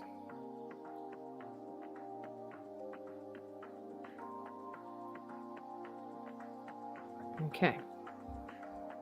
Got some rocks and reels. I love thy rocks and reels. I like it. Chords. That's what we do around here. It's like the other day. In my chat, the plural of walrus has now become walry because walruses just sounds ridiculous. So, walry. Kind of sounds like all rise, but walry. All right, we got our rocks. Probably put a couple of little ones, later on here and there. You got back from feeding the dogs? Nice. All right, I guess now, well, I don't want to switch to the browns just yet. Let's take care of all of our... So I am going to be putting some haze through here. The ground, let me look at my references. So, there's my history. Okay. It would be kind of nice if I could just create a palette. By the way, the genies, one day, they'll be coming back. They're going to make a grand appearance. I'm not done with the genies yet. There's just too many ideas in my mind, but I'm getting better about like doing the work and focusing in kind of a little bit. Maybe if I ever get a schedule for this channel, we could get more work done. Well, I get a lot of work done. I just don't post all of everything that I do. At least your new words have meaning instead of appropriating and changing like definitions of real words. Yeah. The fact that selfie is in the dictionary bothers me to no end. Immensely. I don't like it. Oh, cacti and octopi, I got it down packed.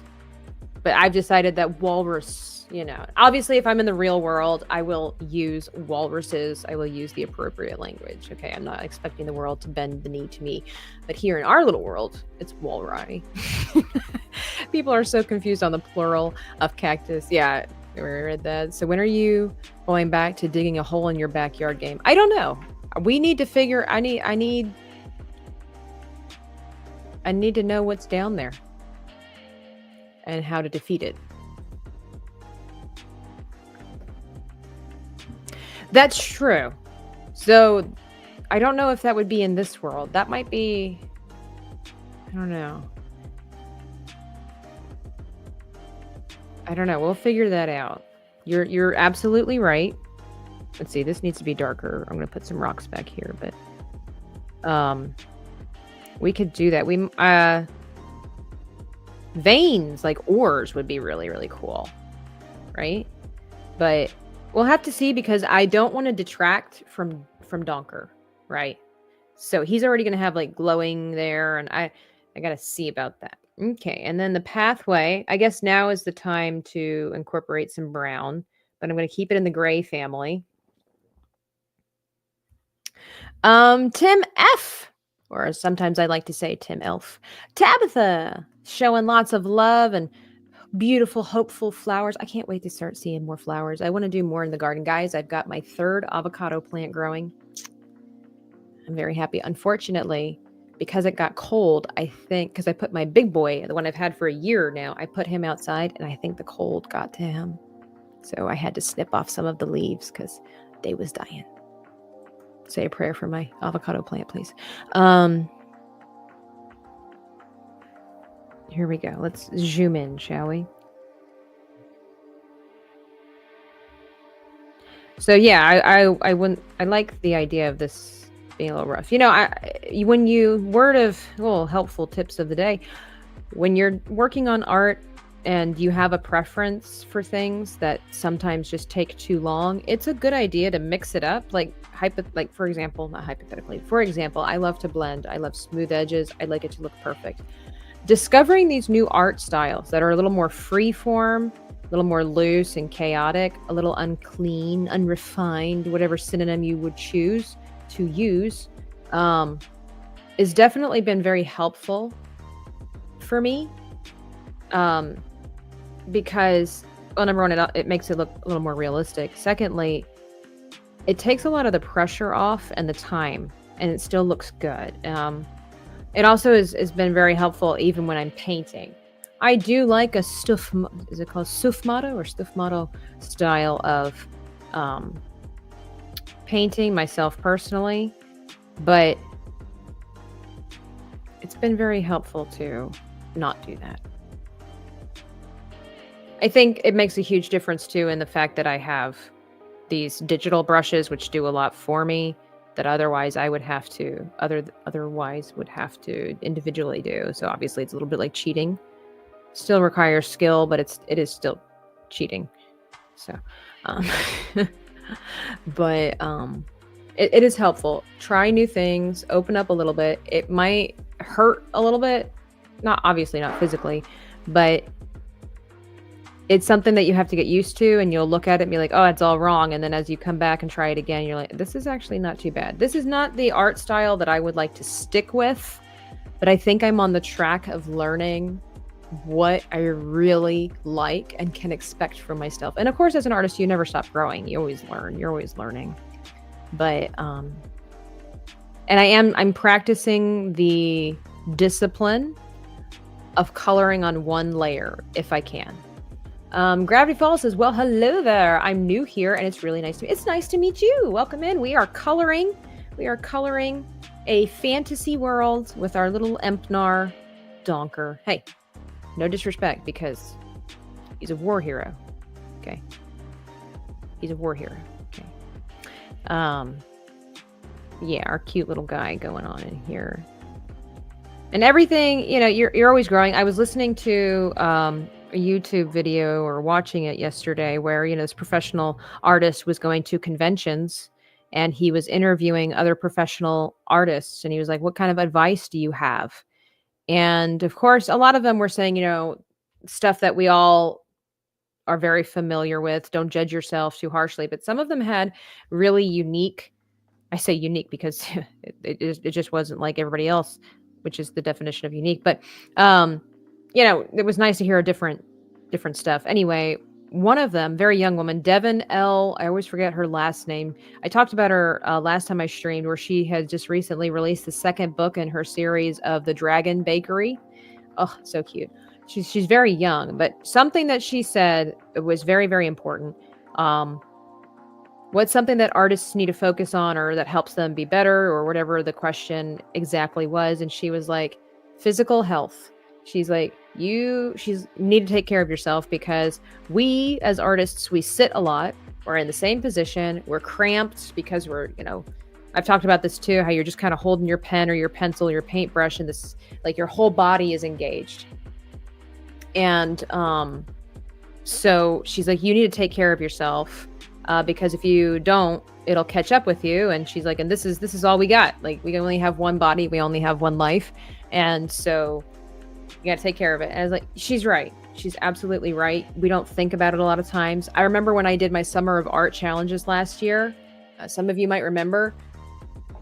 For those that don't know, and just kind of a recap, so that way my conversation makes sense. I would do art challenges where other people told me what they wanted me to create, and then they told me the medium that I had to create it with, whether it was watercolor, paint, markers, pencils, and then they gave me a time frame. It was between 3 to 8 hours, and some of them chose 8 hours. And the stress alone for the time is hard, but drawing or painting for 8 hours straight,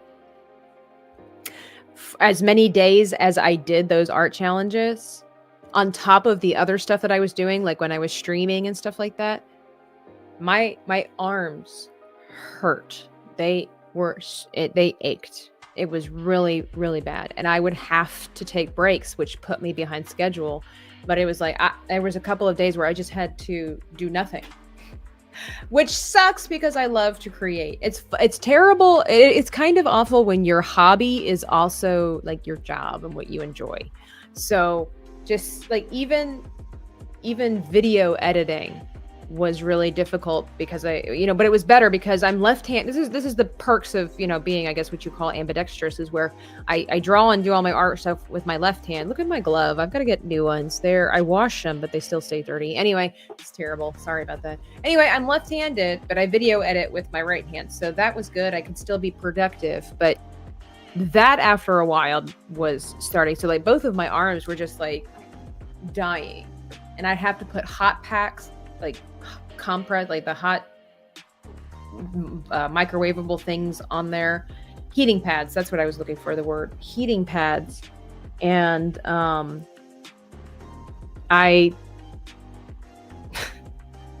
it was rough, and I was like, I need to take care of myself. And it's okay to push yourself, but it's like I have to take care of myself, because if I can't do this, I will fall into depression and be very unhappy. And I will have to add to, like we were talking about earlier about mental health, I will now have to struggle to get past this and basically put myself in a place to where I have to mentally struggle. And we have to watch ourselves. So I need to take care of myself physically so that I don't have to take care of myself as much mentally. Does that make sense? That kind of goes on with, I don't know if anybody, if you're on Twitter, if you follow Dan Vask, but he posted, I think yesterday, about how beneficial it is to exercise, to go to the gym or work out, whatever it is that you do. There's just so many benefits to it. It just makes you happier. You just feel better about yourself. So it's like, yeah, you got to take care of your physical health because it truly benefits your mental health. Always looking for new people in art and different styles of art as well. Gravity Falls, well, you are in the right place because we do all kinds of stuff around here. I appreciate you. Tabitha, have you ever done that with writing? Like write a story of someone waiting for a bus in 15 minutes? I love those. They're so fun. Only one time. I might have to try that again to get the brain cells flowing, because ultimately what I want to do with my whole entire life is my goal since I've been 11 was to write and illustrate my own stories. So that's the goal, but I have to get better at things first. So this is why we're streaming. I have to try that, Alasia. That is so true. Take time to stand, to do some quick and easy exercises. Be sure to drink fluids. Thank you for that. Gravity Falls. You'd be amazed the difference between drinking fluids for a day and not. Yeah, for sure. Sometimes what I'll do, because my mailbox is a little walk, I will actually read on my way to my mailbox. So this way I'm feeding my brain. I'm getting fresh air. I'm getting sunshine. I'm getting a little bit of exercise. Every now and then, well, I get my social engagement because I greet the lizards.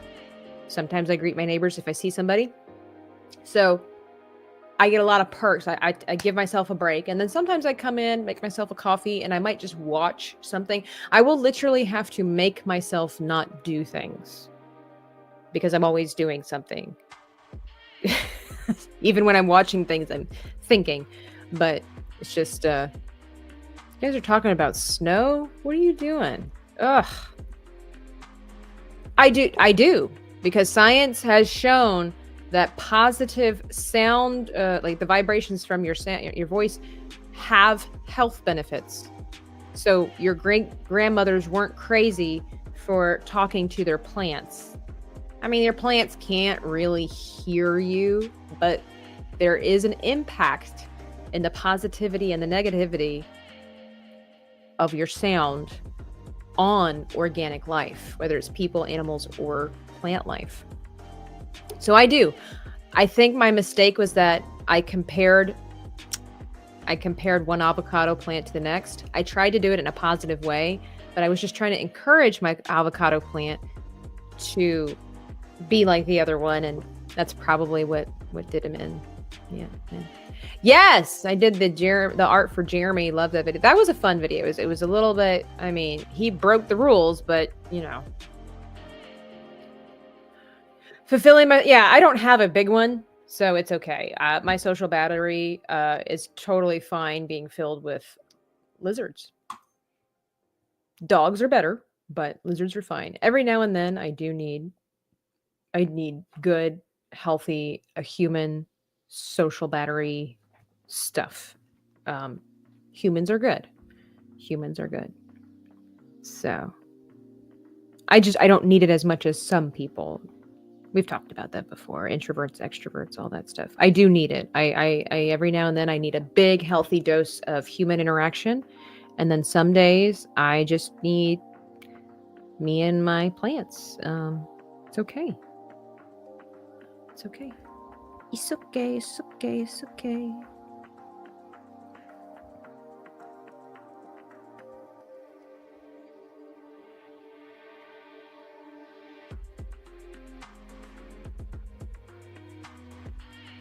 Okay. The things are looking good. I'm liking the ominous, well, not ominous, the ambiance. That's what I was going for. I don't want this to be ominous. I do want it to be kind of happy, but it is gloomy at the same time, which that's okay. Indigo Shark says, I haven't washed my glove in nearly 2 years. That's disgusting. Looking forward to the warmer weather to get outside for exercise. Yes. My mom has to use pain lotions when she's getting ready for a big show. Her hands really bother her right before. I get it. Those exercises are so, yeah. And you know, I try, sometimes I try to remember to stretch, which actually this feels super good right now. One thing I really would like to invest in is, I mean, it's important. Again, this is really why it's good to go outside every now and then. Maybe I'll get a manicure, but I'd love to actually go get a professional hand, like a masseuse for the hand. I need to take care of my hands. This is made up of muscles. It's no different than an athlete getting a massage for their legs or their backs. These get tense. It hurts, not gonna lie. So, but I would like to invest in an at-home one because I don't want to go out to see a masseuse all the time. And they make like these desk ones where it really does well massaging the hand. Obviously, it's different than somebody really going in and digging deep there. But hello, Mo. Hello there. How are you? Have you been creating? Have you been getting your smudge? Give the avocado the Rocky speech. Hey, what's wrong with the Barnes and Nobles people? Some of them are weird though. I talked about that earlier when I went there at the beginning of the year. All right. Oh, I missed a rock.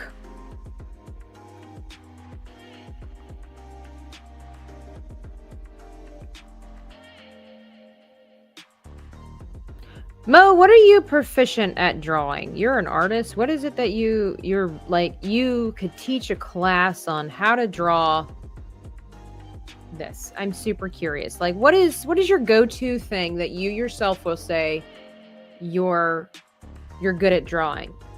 I'm pretty good at drawing dragons. In the real world, I'm pretty good at drawing trees. These ones aren't too bad. I like drawing like more like oak trees for fun. I love like the designs and everything like that. But what would be something that you say that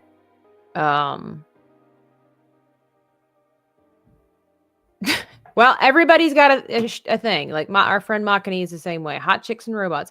I'm not good with the robots. I'm a little bit better at organic things. I'm not quite as good at like buildings and like more structured stuff. He draws with his finger in the sand. Meeting streamers helps me stop and chat like with you. Gets the brain changing from side to side. Absolutely, Gravity Falls. Absolutely. Lotions. You got it. Lotions. Pain lotions. I haven't gotten there yet. I'm sure that will happen in the future because anything that you do for most of your life is going to, as they say, nip you in the bud in the future. But it's an inevitable part of life. And so we must carry on. All right. So I do think there needs to be more trees. It is a swamp. So we're just gonna, but it would probably behoove me to have them blurrier, but I don't know how to do that. I think there might need to be something here to help frame this. So we're gonna just kind of, oh, I'm using the wrong color. 1 second. No, oh crap, another one of those perks of the digital. There we go. I really want to start drawing robos. Always like them. Yeah, absolutely. Go for it. Mo didn't even want to answer my question. I see how it is. He's like, oh no, Tabitha's asking me questions. This can only mean one thing. She wants something. You wouldn't be wrong.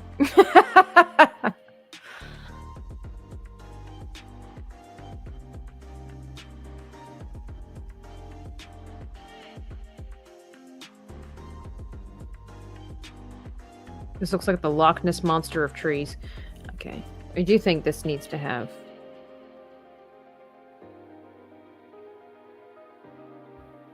No. I'm not quite familiar with these trees. Like, they just kind of... I'm looking at my reference. Hang on. Let me get this up here. Let me get it bigger. Of course, it's not going to get bigger. Not without all these freaking advertisements everywhere. Got you. Okay. So they're just kind of... Okay. So if I do this... I wonder, can I cheat the system? I do believe I bought... Or I got a bunch of... Let's see, what do we got here?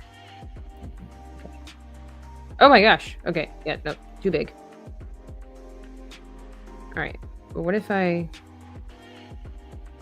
Well...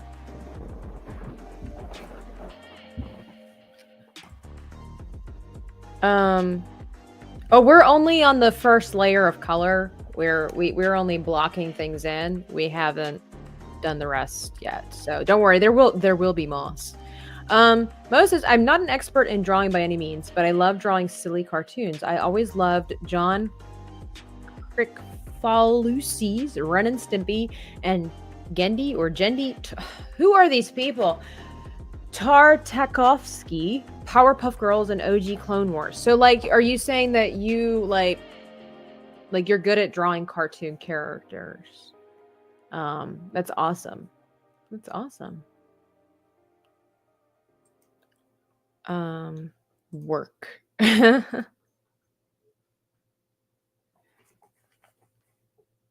All right, let's see. So this is not quite as tall as I was hoping for. I mean, we could build off of this. This is, well, there is meant to be foliage, so we could, you know,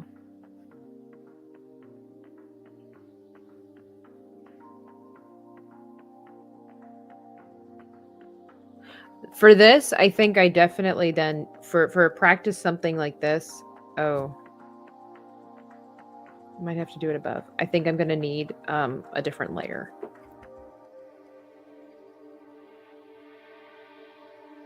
I'm gonna make this smaller.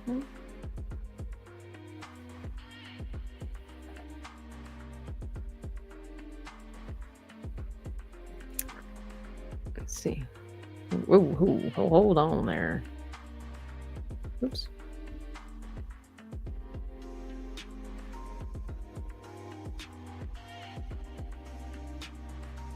Not bad. So, but they are too big because the whole point is that that's the thing about perception. So they need to be smaller. They need to be like skinnier and everything like that because they're meant to be off in the distance. So it's a little distracting. So I don't think that's going to work. That's how depth perception and stuff like that works. So if you have something that is normally in comparison to a human, the human eye, something that is large, like a tree, like kind of like we got Donker right here. He's hanging out with this tree. This tree is bigger than him. This is like quote unquote the appropriate size for a tree as compared to a creature. And then you'll notice that like this tree is a little smaller, a little skinnier in the background. And then if there's going to be even more trees in the background, they would be further away. They will be a little fuzzier, a little less detailed because it's also, they will look smaller because bigger things, quote unquote, look smaller as they get away. When I used to teach the kids, I'd always tell them it was like when you're holding up your hands, if you want to make something, look like it's further away, both of my hands are the same size. But if I pull back on one, like this, suddenly my hand looks smaller, which gives the illusion that it's further away, which I know technically it is. But as far as when it comes to two-dimensional work, if you want to make something that's big look further away, you got to make it smaller. And that's this, same thing. Also, if you want to make something look like it's close up, it's reverse, where it's like my hands are technically the same size, but I put my hand closer to the camera and it looks much bigger. So those trees won't really work. I need them skinny and long. So I don't know what else I would have for that. Clouds. Let's see what that looks like. Oh, that could work. They're a little bit blurry, but if I could always blur them on that. So let's see what this. Let's have them. And of course, you can throw in some wider trees in the background because that would also make them look like they're very large, like old trees. Makes people laugh and it makes me happy. Aw.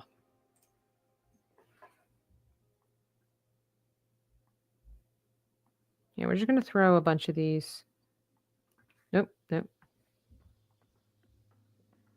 And I've not really used the blur feature.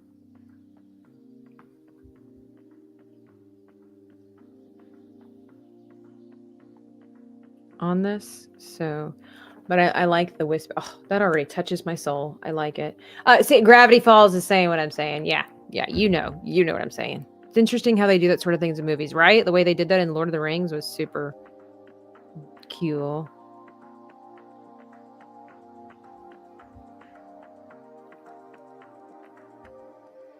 Hang on. Everything's going a little too perfect, so I need to have.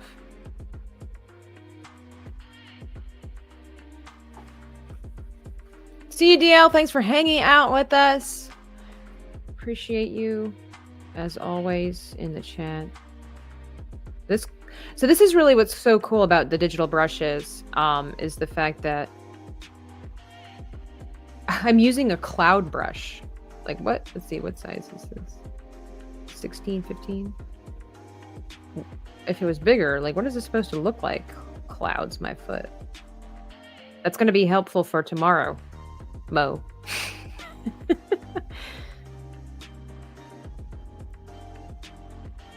I can't tell you what that's a joke about. That's just between me, Mo, and some other artists that you'll find out about it in a couple of weeks.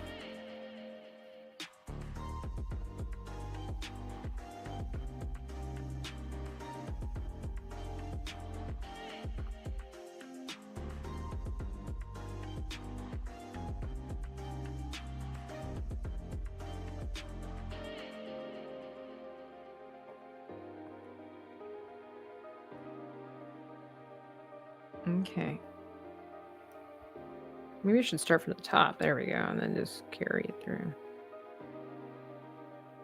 Okay, that's filling out quite nicely. I wonder if this would have worked well for yeah, this would probably, hang on. If I increase the opacity, I bet this would have worked pretty nicely for the Spanish moss too, or whatever. We can make the Spanish moss a little different color, like kind of like what you guys were talking about, how, you know, different plants, like different vegetation types. So we don't have to make it like traditional, but I don't want to take away from Donker is the other thing too.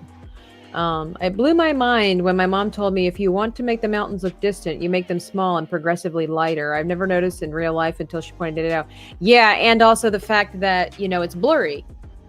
Like, kind of like when Bob Ross paints his mountains, of course they're perfect, but he doesn't perfect them. He lets them have their rough edges. He lets them have a little bit of a smudge, because anything off in the distance, you're not going to be able, unless you've got binoculars or you're standing right in front of it, you're not going to see all of the nooks and crannies. It just comes together as, yeah, exactly. Purple moss, not a bad idea. As long as it doesn't take away from Donker. Maybe we'll have a grayish purple moss. That would totally make sense. The borrowers, they use a lot of perspective techniques. Yeah, I've watched some people, the Corridor crew, I think they did a video on how amazing the borrowers were. Okay.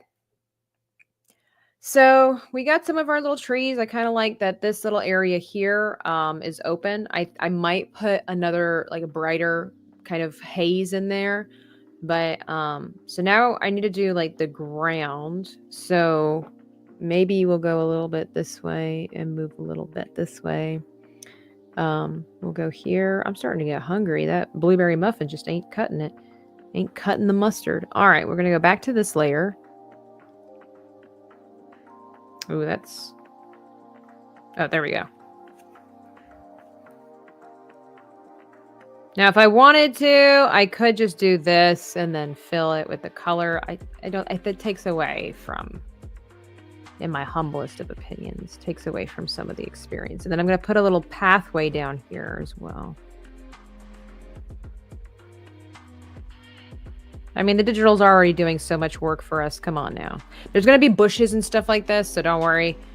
We'll get some of that taken care of as well. Hide a multitude of sins. Tell you what. You know what sucks about StreamYard is that you can only, like, the music that I wish I could listen to are, you know, you can only have it like 2 minutes long. It's like, that sucks. Let's see, what song do we need? What's this sound like? There we go. I'm digging it.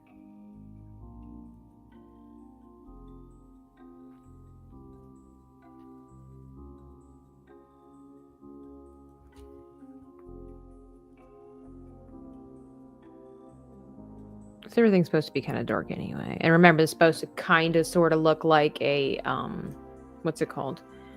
Field guide. So it's just kind of supposed to be a rough sketch anyway. And we'll blur some of this stuff probably a little bit.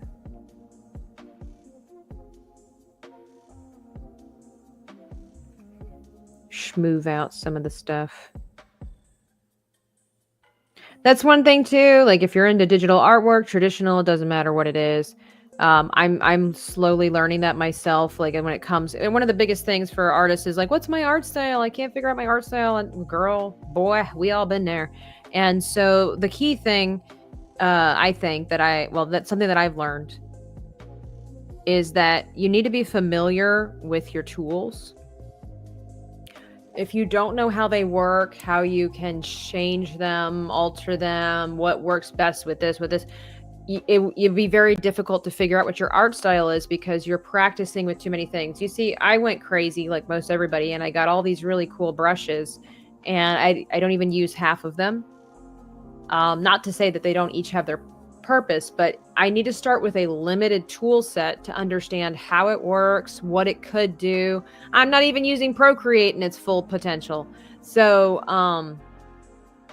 you know, just saying. So if you're trying to, discover your art style and everything like that, you will be surprised that you don't need as much as you think you do, and you eventually will learn as you go along the way. So I'm kind of like I said, in the real world, in my tangible mediums, I like to blend until, like as much as possible.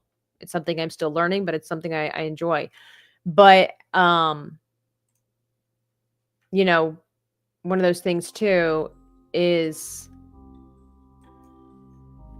merging it. So I blended a little bit more, and digitally it's like I learned that there you can have harsh lines and it still looks good, it still translates. I mean, that they do that in the real world too, but it's not my preference.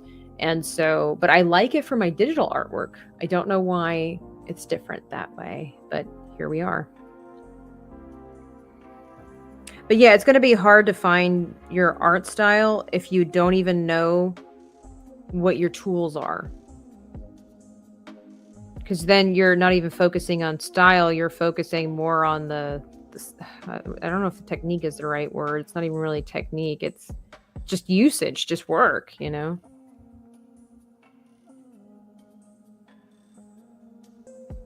Little bits of advice from Tabitha. So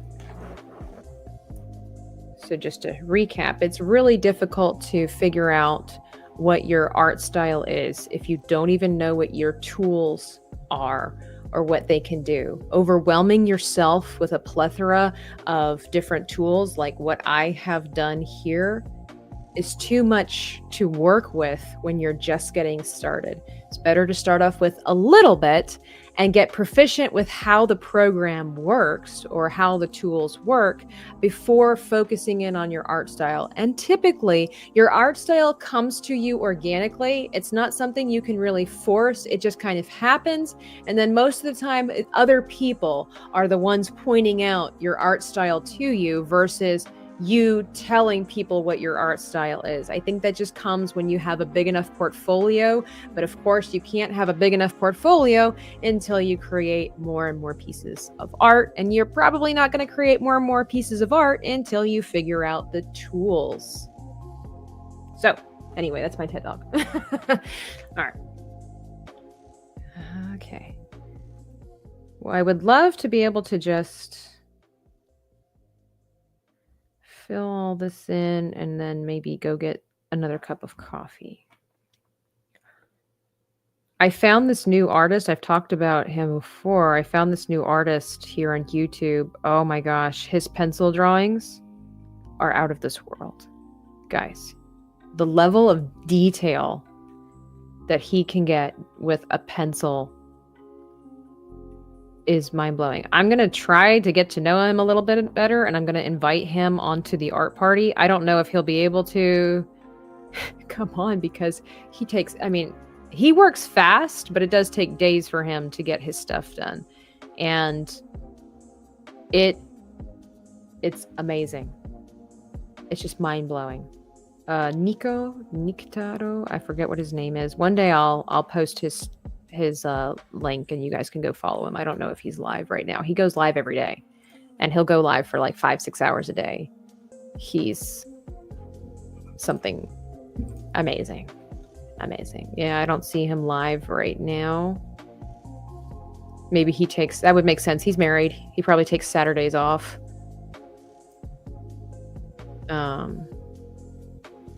Yeah, I don't see him. But whenever that happens, I'll post it in there. You guys should give him a follow. Amazing artwork. It's crazy. It's amazing. It's flabbergasting, the detail that he can get. And so it's interesting because he was talking about that's why. Thanks for the follow, Gravity Falls. Just look for a starter set of brushes. Don't get the very cheap ones, but a mid-grade brush set will help you. Also a palette knife or two. Yeah. Oh, yeah. Palette knife can be a little intimidating. I get it. I've had to teach many people how to jumpstart their palette knife skills, but it's so fun.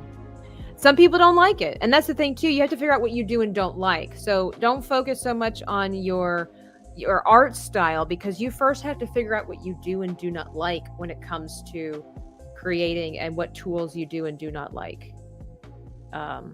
before you can figure out, hey, my art style is, because you might be surprised. I tell people all the time, I started painting, I say it, painting again. I started out drawing chibis, even though I'm not really into chibis. I kind of am now because again, like we were circling back to our previous conversation, I surrounded myself with a bunch of chibis, and I don't know why. I just decided they looked easy. Chibis looked easy, so I decided to give them a try. And so began my journey of making and creating and selling chibis. And it was not something that I wanted to do, but here we are like 4 years later, and I'm still making them. Although now I have gone, and that's the thing, as an artist, you'll grow out of things from time to time. You might revert back to your first love. I still make chibis, but chibis was never my dream. So I still make chibis. Chibis just were never really part of my dream. So now I'm expanding into other forms of artwork. But nevertheless, chibis helped me to learn what I do and do not like. They helped me with a little bit of my own personal art style when it comes to creating chibis. And then overall, the experience just helped me when it came to creating these kinds of pieces, like the background and fantasy creatures and whatnot. So I have a better understanding of how some of the tools work than I did before. So there's that. It's a follow for being just you, who you are, and how you interact with the chat. Oh, thank you. I appreciate that. Well, I am grateful that people want to watch me create. That was a dream of mine for years too, was that I used to, they say, I tend to start a thought and then go back on it. Let me try to collect my thoughts here. They say that if you speak your dreams aloud or you write them down, they're more likely to come to fruition. And I used to say my dreams aloud to people, but I didn't wholeheartedly believe it. It was kind of a joke. I mean, I wanted it, but I don't know how much I really believed in it. But I used to tell people, when I get older, I want to make thousands of dollars using my brain. Like, that was my goal in my life. I didn't know how exactly I was going to use my brain to make said thousands of dollars, but that was my goal. That was my dream. And then I kind of fell into artwork as a profession, and that's a whole other story. But the goal has always been to use my creativity to make money. Now, I'm not saying I'm a millionaire, and I'm not saying I'm making thousands of dollars, but I'm in a starting place. And we all know that dreams take work. You don't just fall into your dreams. 9 times out of 10, you have to pursue your dream. You have to work for your dream. It's not just some fantasy thing that's hovering, like some cloud that's waiting for you to trip into it and find your success. You have to work for your dreams. And I'm working towards my dreams right now. And my goal, whether I was joking and whether I realized how serious I was, but my dream was always to make thousands of dollars using my mind creatively, specifically creatively. And here we are on Kick and on YouTube, sharing that dream and that passion with you guys. And I'm grateful for all of you, even the creepy ones, because that means that somebody's watching. Somebody's interested in my artwork. That's all I ever really wanted to. I just wanted somebody to be interested in what I have to create. And here we are making fantasy sloth walrus creatures.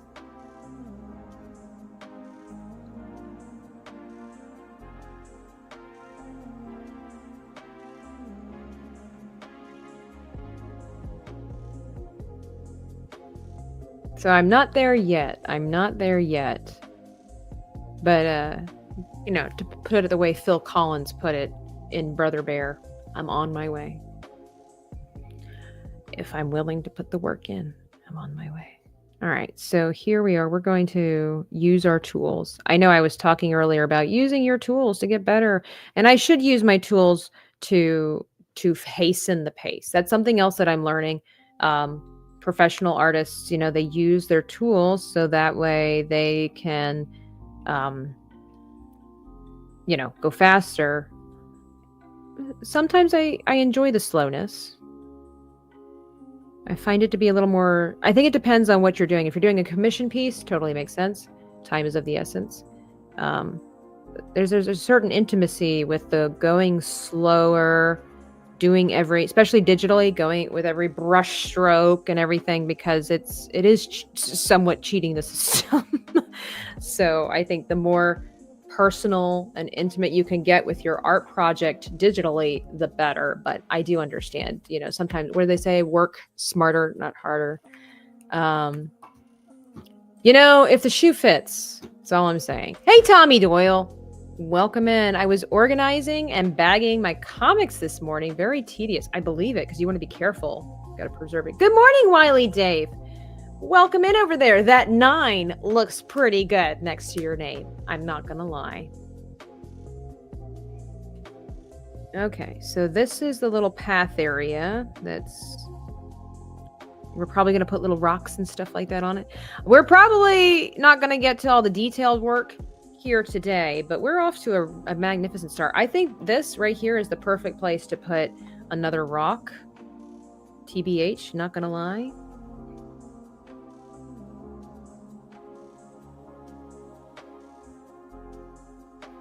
We can always, shape the rocks differently later on, but I think that's another good place to put another rock.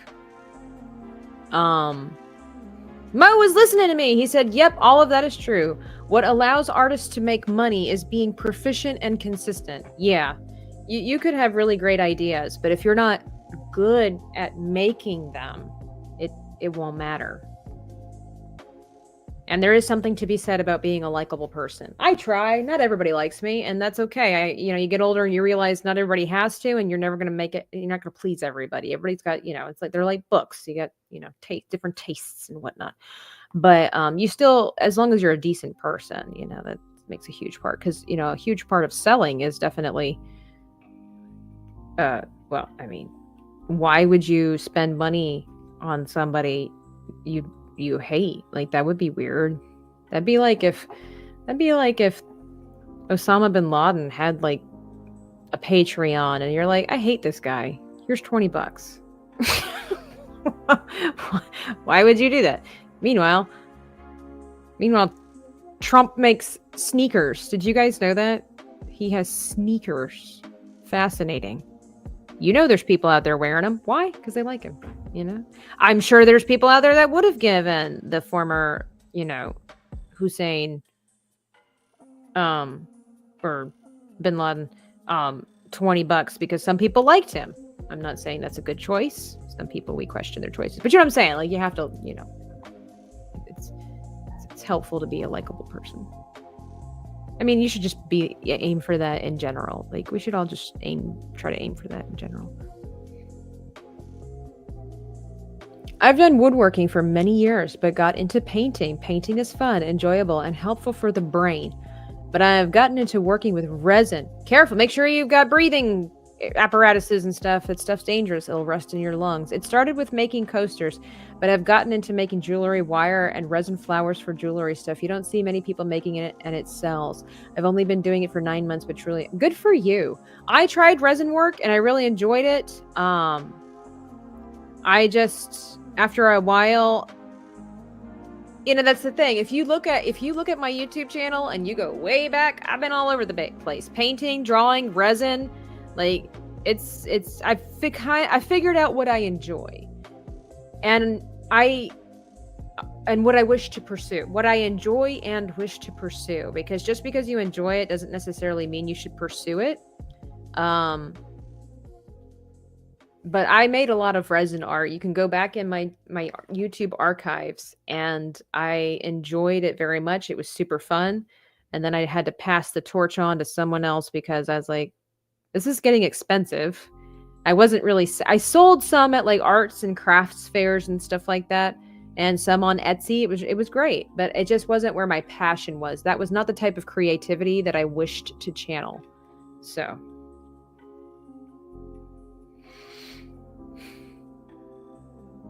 I hear ya. Hey, you know what? It doesn't matter. It doesn't matter. May Dawn Oz 4. You said something there, and I hope it was good things. I don't know what the language that is. So, all right. Well, look at our little scenery. So this is what we started with, sorta, kinda, and here we are now. Look at, I love the colors. So that was something that I personally wanted to work on, was my choice of colors. And so we are sticking with gray tones, making a huge difference and keeping it consistent. I like that. That's something I didn't realize before, and that I will say was a little bit harder to figure out with painting and stuff. Now, typically when I paint, I do include a lot of white as an undertone for my paints, because I find white to be a great spreading agent, and it makes things creamier. I like that. So that's pretty much in all of my paintings, as well, my oil paintings, for the most part, when I'm blending. I find a blending agent, that's what I was saying. I find it to be a helpful blending agent.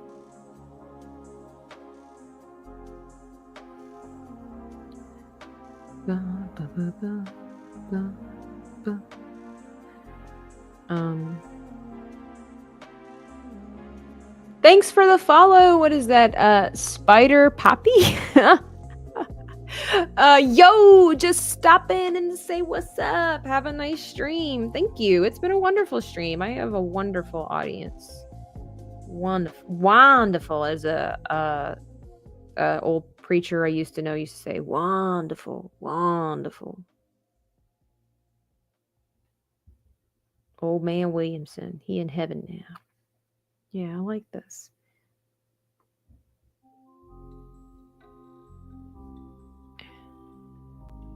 What are my drawing? East Bay says this is an Empnar. He looks like this. So we decided to create part of his world. So he's part walrus, part sloth, part turtle. He is an Empnar. His name is Donker. Whoa, Luca Q12H says, hi, love your content. I can help you grow to 15,000 followers and 1K plus per stream. Let's chat. Sure. If you can provide all of that for me, go ahead. I'm chatting with you now. Go ahead. And we're coming up to 340 followers. Go ahead, notch it up if you want to. Wonderful audience and fantastic, says the Fantastic Sarcastic. Okay. Is it for a game or a comic? Well, in the future, I wouldn't mind turning this into a book. So what we do on my streams, for anybody who's new out there, is that we create fantasy characters together. I'll start the premise, and then I'll ask you guys to help me build the story for each character. And then my dream would be to eventually turn this into a story. I already have a basic outline for a concept here, and we're just kind of building off of that. But for example, if I would go to our lovely little Fredward Frisk here, you guys helped create the name for this character, and then he's a dwarf, and we figured out that he's very small. He eats dreams. I forget who it was exactly that came up with the idea that he was a dream eater, and he ate the wrong dream. And so poor Fredward is actually much older than he looks, but he stays stuck as a baby forever. He's a mix between a star-nosed mole and, oh gosh, there was a lot of different elements to Fredward here. The tail was inspired by this like other vermin creature that has a really spiky tail. It's very small. He's a mix of several different creatures, and we love him. I would love to have like you know who I would love to have a plushie of? Carl and Guts. This is a Chiropanthea. He's one of our OGs. And yeah. So I would love to one day have a plushie of baby Carl. Yes, I would. You guys have those little lurkin Carls in the chat.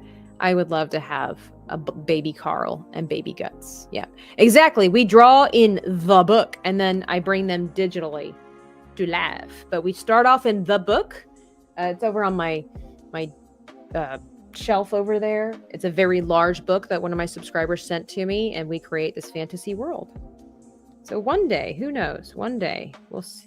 One day we'll see this on the shelves of Barnes and Nobles with all the other weirdos and stuff like that. All right. There are websites that do custom plushies. I know. Okay. So I'm going to go a little bit more here. Go a little bit brighter. And this way I'll know where all my little markers are. Again, this is just color blocking. This is imperative for the future. It might seem like, oh, we're just painting it basic colors or whatever like that. But without these decisions here, it helps predestinate the rest of everything. So if our colors are off for our color blocking, which we can always change, but it just takes up more time from getting all the details. So this just lets us know, oh, this is the vibe that we're going for. How can we build off of it? This, that, and the third. Let's see, what time is it? Oh, it's no longer morning. I do have laundry I need to take care of because you know what? As creative as I am and all that, I still have to do life. Yep. I gotta make my bed. I gotta wash the sheets, make my bed, put my clothes away. I need to go and organize my winter stuff and get rid of what I didn't wear, what no longer serves me. I need to plan dinner. All the good stuff. Yeah, it would be really cool to have a baby Carl. I bet it's expensive. A baby Keffin with a little glowing rock. Be so cute. I would want them all. That would be my problem. I'm sure that will be in my future. How could I not? That would just be too adorable. But I don't have like, I don't know, $300 to land on a plushie right now. I don't even know how expensive it would be. I've heard it's expensive and time consuming. I follow these other creators who did stuff like that. And they said you have to be prepared because, this would be if you were getting it ready for mass production as well, if you were planning on selling them, where it's a lot of back and forth. Sometimes they make the plushie and they get the color wrong. Sometimes they make the plushie and something's offset or it's in the wrong spot. So there's a lot of back and forth. It's a lot of investment. It depends on the quality. It also depends on the type of material you would want your plushie made out of. It also depends on, do you want it filled with like cotton? Do you want it to be full of the beans? You know, there's a lot of factors when it comes to that. So, oh, this is so good. I'm so happy. Oh.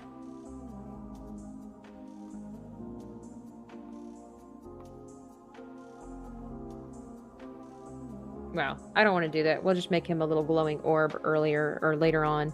Oh, I missed a spot. Hang on. It's right there.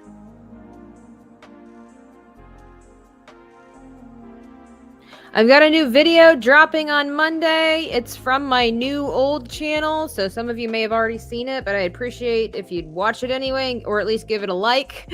But it's coming.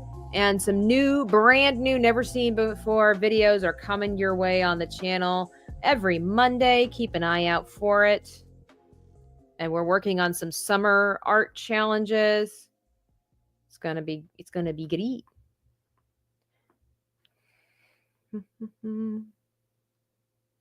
Danky. I like his feet. Let me zoom in for you. Okay. Hey, Wendy. Good afternoon. Good evening. Hello.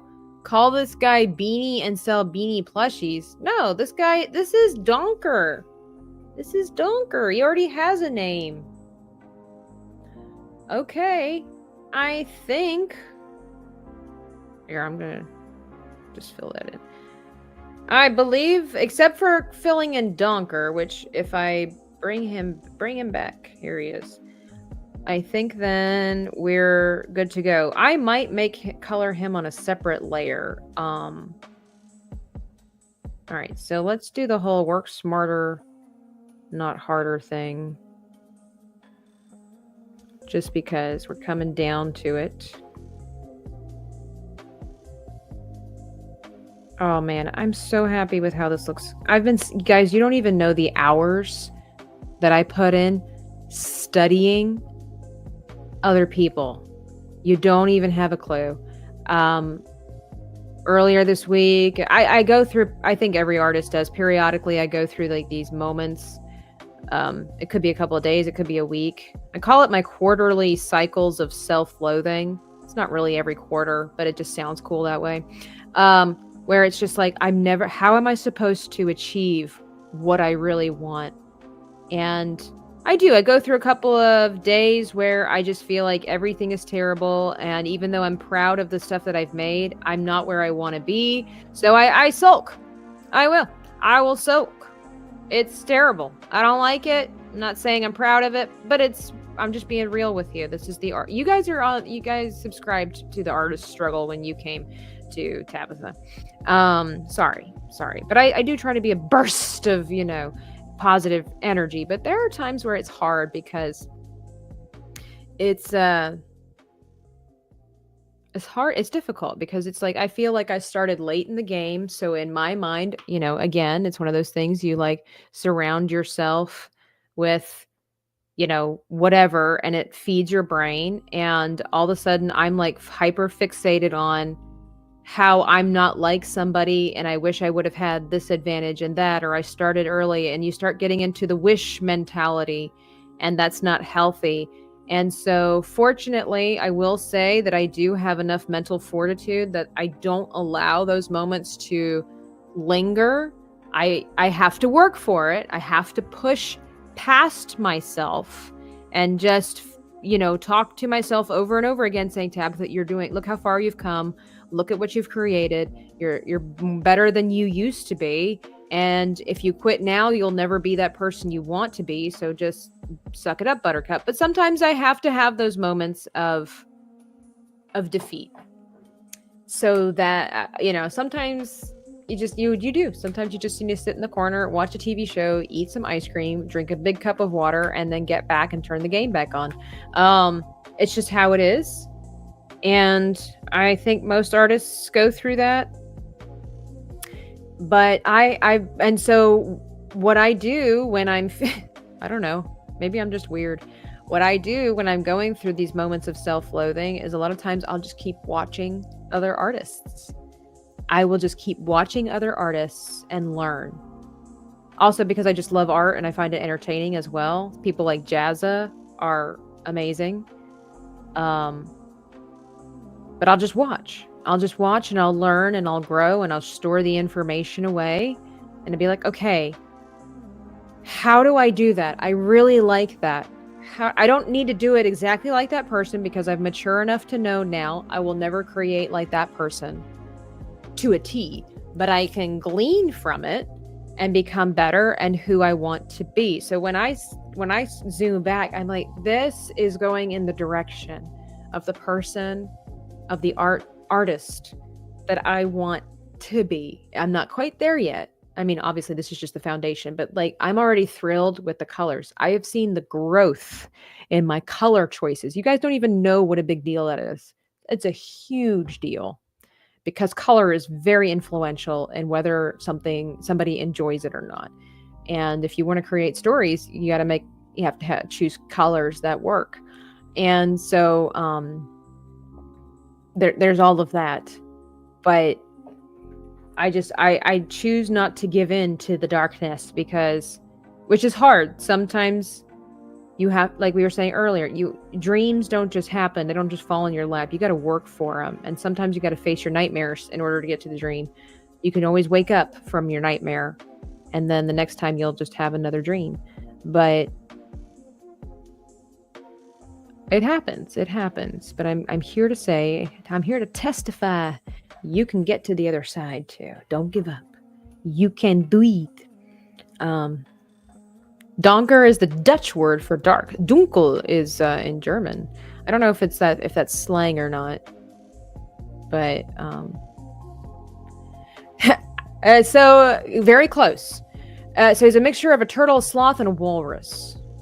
see, I could see this though, but you'll see here he's got the tusks, so very much a turtle head, sloth body. The feet, we're not exactly sure. I think it's more of like a mole, but yeah, he's got like his turtle turtle shell, on his back, and he's an Empnar, so he releases like EMP pulsations through his shell that can either cause catastrophe or they can be used to create a shield around others.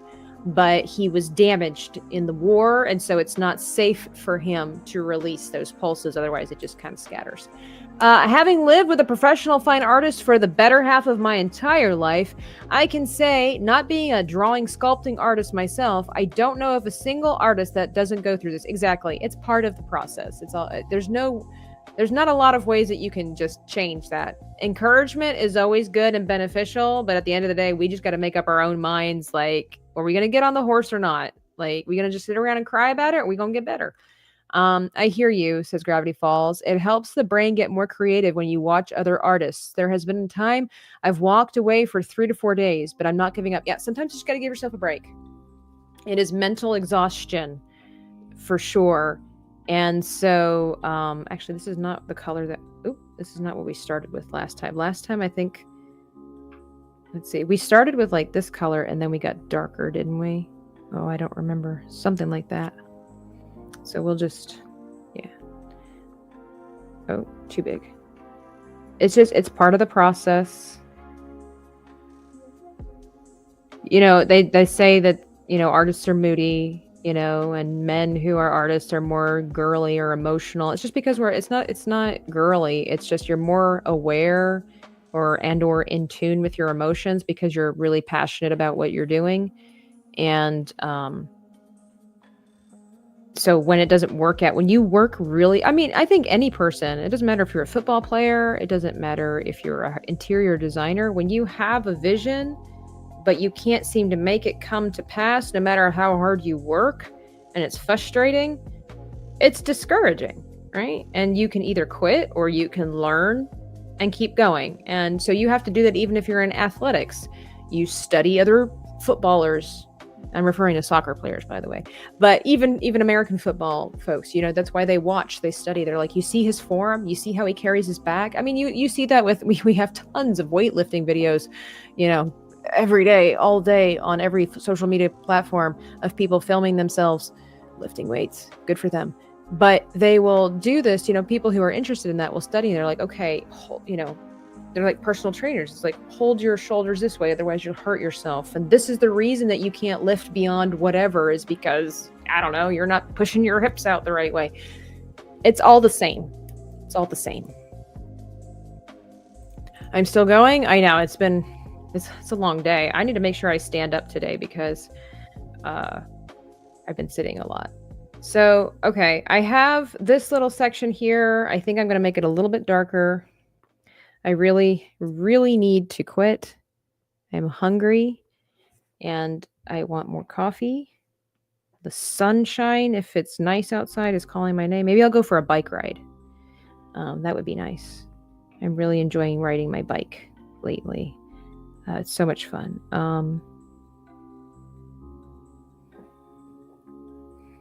Okay, that go off the screen here. That was supposed to be the wispy thing. Yeah, I might change that, but there was supposed to be, yeah. I think I was supposed to have another one that was like right here, but it needed to be a little further away, so a little bit blurry. Yeah, I think this one here I should, oh crap, I messed up. Can I just... I think I could fix that later on in post-production. Oops. Yeah. Okay. We have the foundation of our Swampy Doo. So good. I got Taco Bell. That sounds so good. I'm trying to be better about stuff like that. I agree, kind of agree with that, Have to be empathetic to make art for people. It helps to understand others' emotions and wants and needs to provide something like that. Yeah, Mo gets it. Like, you can be masculine and understand emotions because, yeah, especially, as an artist, it's like, okay, if somebody hires you and says, okay, I'm just gonna throw this out. I need a chibi who looks frustrated, and I need the background to reflect that. What do you mean? It's like that Jennifer Lawrence meme. What do you mean? Like, what does that? What do you mean? And you have to figure out. And that's why I said colors are so important. Colors can translate to emotion, and that's what a lot of abstract art is. Shapes and colors really help to display a mood. Even here in our little swamp, these trees are all weird looking, right? And I say weird looking, I mean, not like they're not natural, right? But most people, when you think of a standard tree, you're thinking of pretty much an oak tree or an acorn tree. Like, that's just your standard, typical tree that most people think of. When you get these trees that just have these nonsensical shapes, it adds whimsy to it. If I would, maybe I should do that one day, redo this entire picture. Well, if you will, redo this picture with basic shapes. Like, all the trees look like redwood trees or oak trees, like I was saying. And I changed the color of the background. Nothing has a gray undertone. It will change the whole vibe of the entire picture. And artists have to learn how to understand that and then learn how to communicate that, because most people that hire artists have no idea how to get what's up here onto paper. And so we have to understand a lot more about the human psyche than most people do. So it's just how it is. Sometimes goes crying and encouraging. Yeah, it's true. Sometimes there are some people whose form of stress relief is crying. It doesn't mean that they're sad. It doesn't mean that they're happy. It doesn't mean that they're depressed. It's just an outburst. It's just something. It's like, as soon as they cry, they feel better. It's like, I'm good. I had my cry. Some people do that with exercise. They just need an outlet, a different way to just burst, And some people, unfortunately, do that with aggression. But some people do that. They channel that aggression into, tears. I say aggression, not like violence, but like, it's built up inside, and they need a way to let it out. And it could be crying. It could be exercise. It doesn't mean you're happy or you're sad or angry. You don't even know what it is. It's like this big gray ball of everything. That's why I say gray. I specifically choose gray because you can make gray out of all the colors. That's why I used to call it hot mess gray. Whenever the kids the little ones, they started painting their figurines, and they would just mix all the colors together. And sometimes hot mess gray looks kind of pink, and sometimes it looks kind of green, and sometimes it looks kind of blue, but it's hot mess gray because it's just every color, and you don't even know what exactly it is. And that's sometimes how the feels and the thoughts are, and you just need a way to release. And then you're good. You're not happy. You're not sad. You're just overwhelmed. That's just the best way to describe it. All right. You're still going. I wasn't gone that long, apparently. No, chop more wood. Or was that was Steven. He was chop. Well, maybe DL should go chop some wood. Michael James says, so that's why I'm not any good at art. I'm just too manly. That's not it at all. There are a lot of masculine men that paint and sculpt. If you're looking for a masculine art and craft to take up, try sculpting or chiseling. If you're looking for something that will build your physique as well as your artistic abilities, get into stonework. Hey, John, good to see you. I don't need to chop wood. I don't have a fireplace. So what? Okay. Just, so what? No. Save a tree. East Bay, did you sell any real paint? Like, do I sell real paintings? I sell prints of stuff. I've never painted anything that I think anybody's wanted except for my Mr. T / Sir Walter Raleigh crossover painting that I did. I did sell some t-shirts. Wood carving. There you go. Another manly another manly craft. Just like adrenaline, you don't know how it, yeah, it just needed burst. That's all I am saying. But anyway, gang, I hope you enjoyed this. We'll come back eventually, and we're gonna put a lot more to this character. I love how it's turning out. I like our depth perception. I can't wait to get the grass and the moss and the fireflies or lightning bugs, whatever you want to call them. I hope that you guys enjoyed the stream. We talked about a lot of different things, and I'm tired now. I'm tired. I've shared a lot of my wisdom and my insight and my knowledge into life with you guys, and I feel like I need another cup of coffee. And I see that Drunk 3PO is playing, what's it called? I love doing artwork and watching people play games. It's so great. I see that he's doing the Indiana Jones, and I kind of want to watch that. By the way, go to ninelineapparel.com and get support. If you want to support somebody cool, you should support Drunk 3PO's new Vindicta, his pirate merch that just came out. Use code Drunk3PO20 to get 20% off your entire purchase. Your purchase goes to helping veterans get back on their feet after they've been serving our country, and sometimes they come back and they struggle. And so Nine Line helps veterans, gives them small houses with everything that they need to get back on their feet as they pursue jobs and education, to just mingle back into society like normal, hardworking Americans that they are. But yeah, he has other stuff. He has a lot of American styled stuff, the Rebellion. He's got some Cara Dune stuff going on over on his shop. Just look for Welcome to the Rebellion under partner shops on nineline.com. And if not, if you love you some pirate merch, because he's going to be releasing his graphic novel, Daughter's Revenge, with our friend X-Wing this year. So anyway. The thing is to keep smiling and never look as if you disapprove. If I was watching this video, I would like it. I would like the video, and I would probably subscribe, because this is so thoroughly entertaining and also well executed. It's not a request.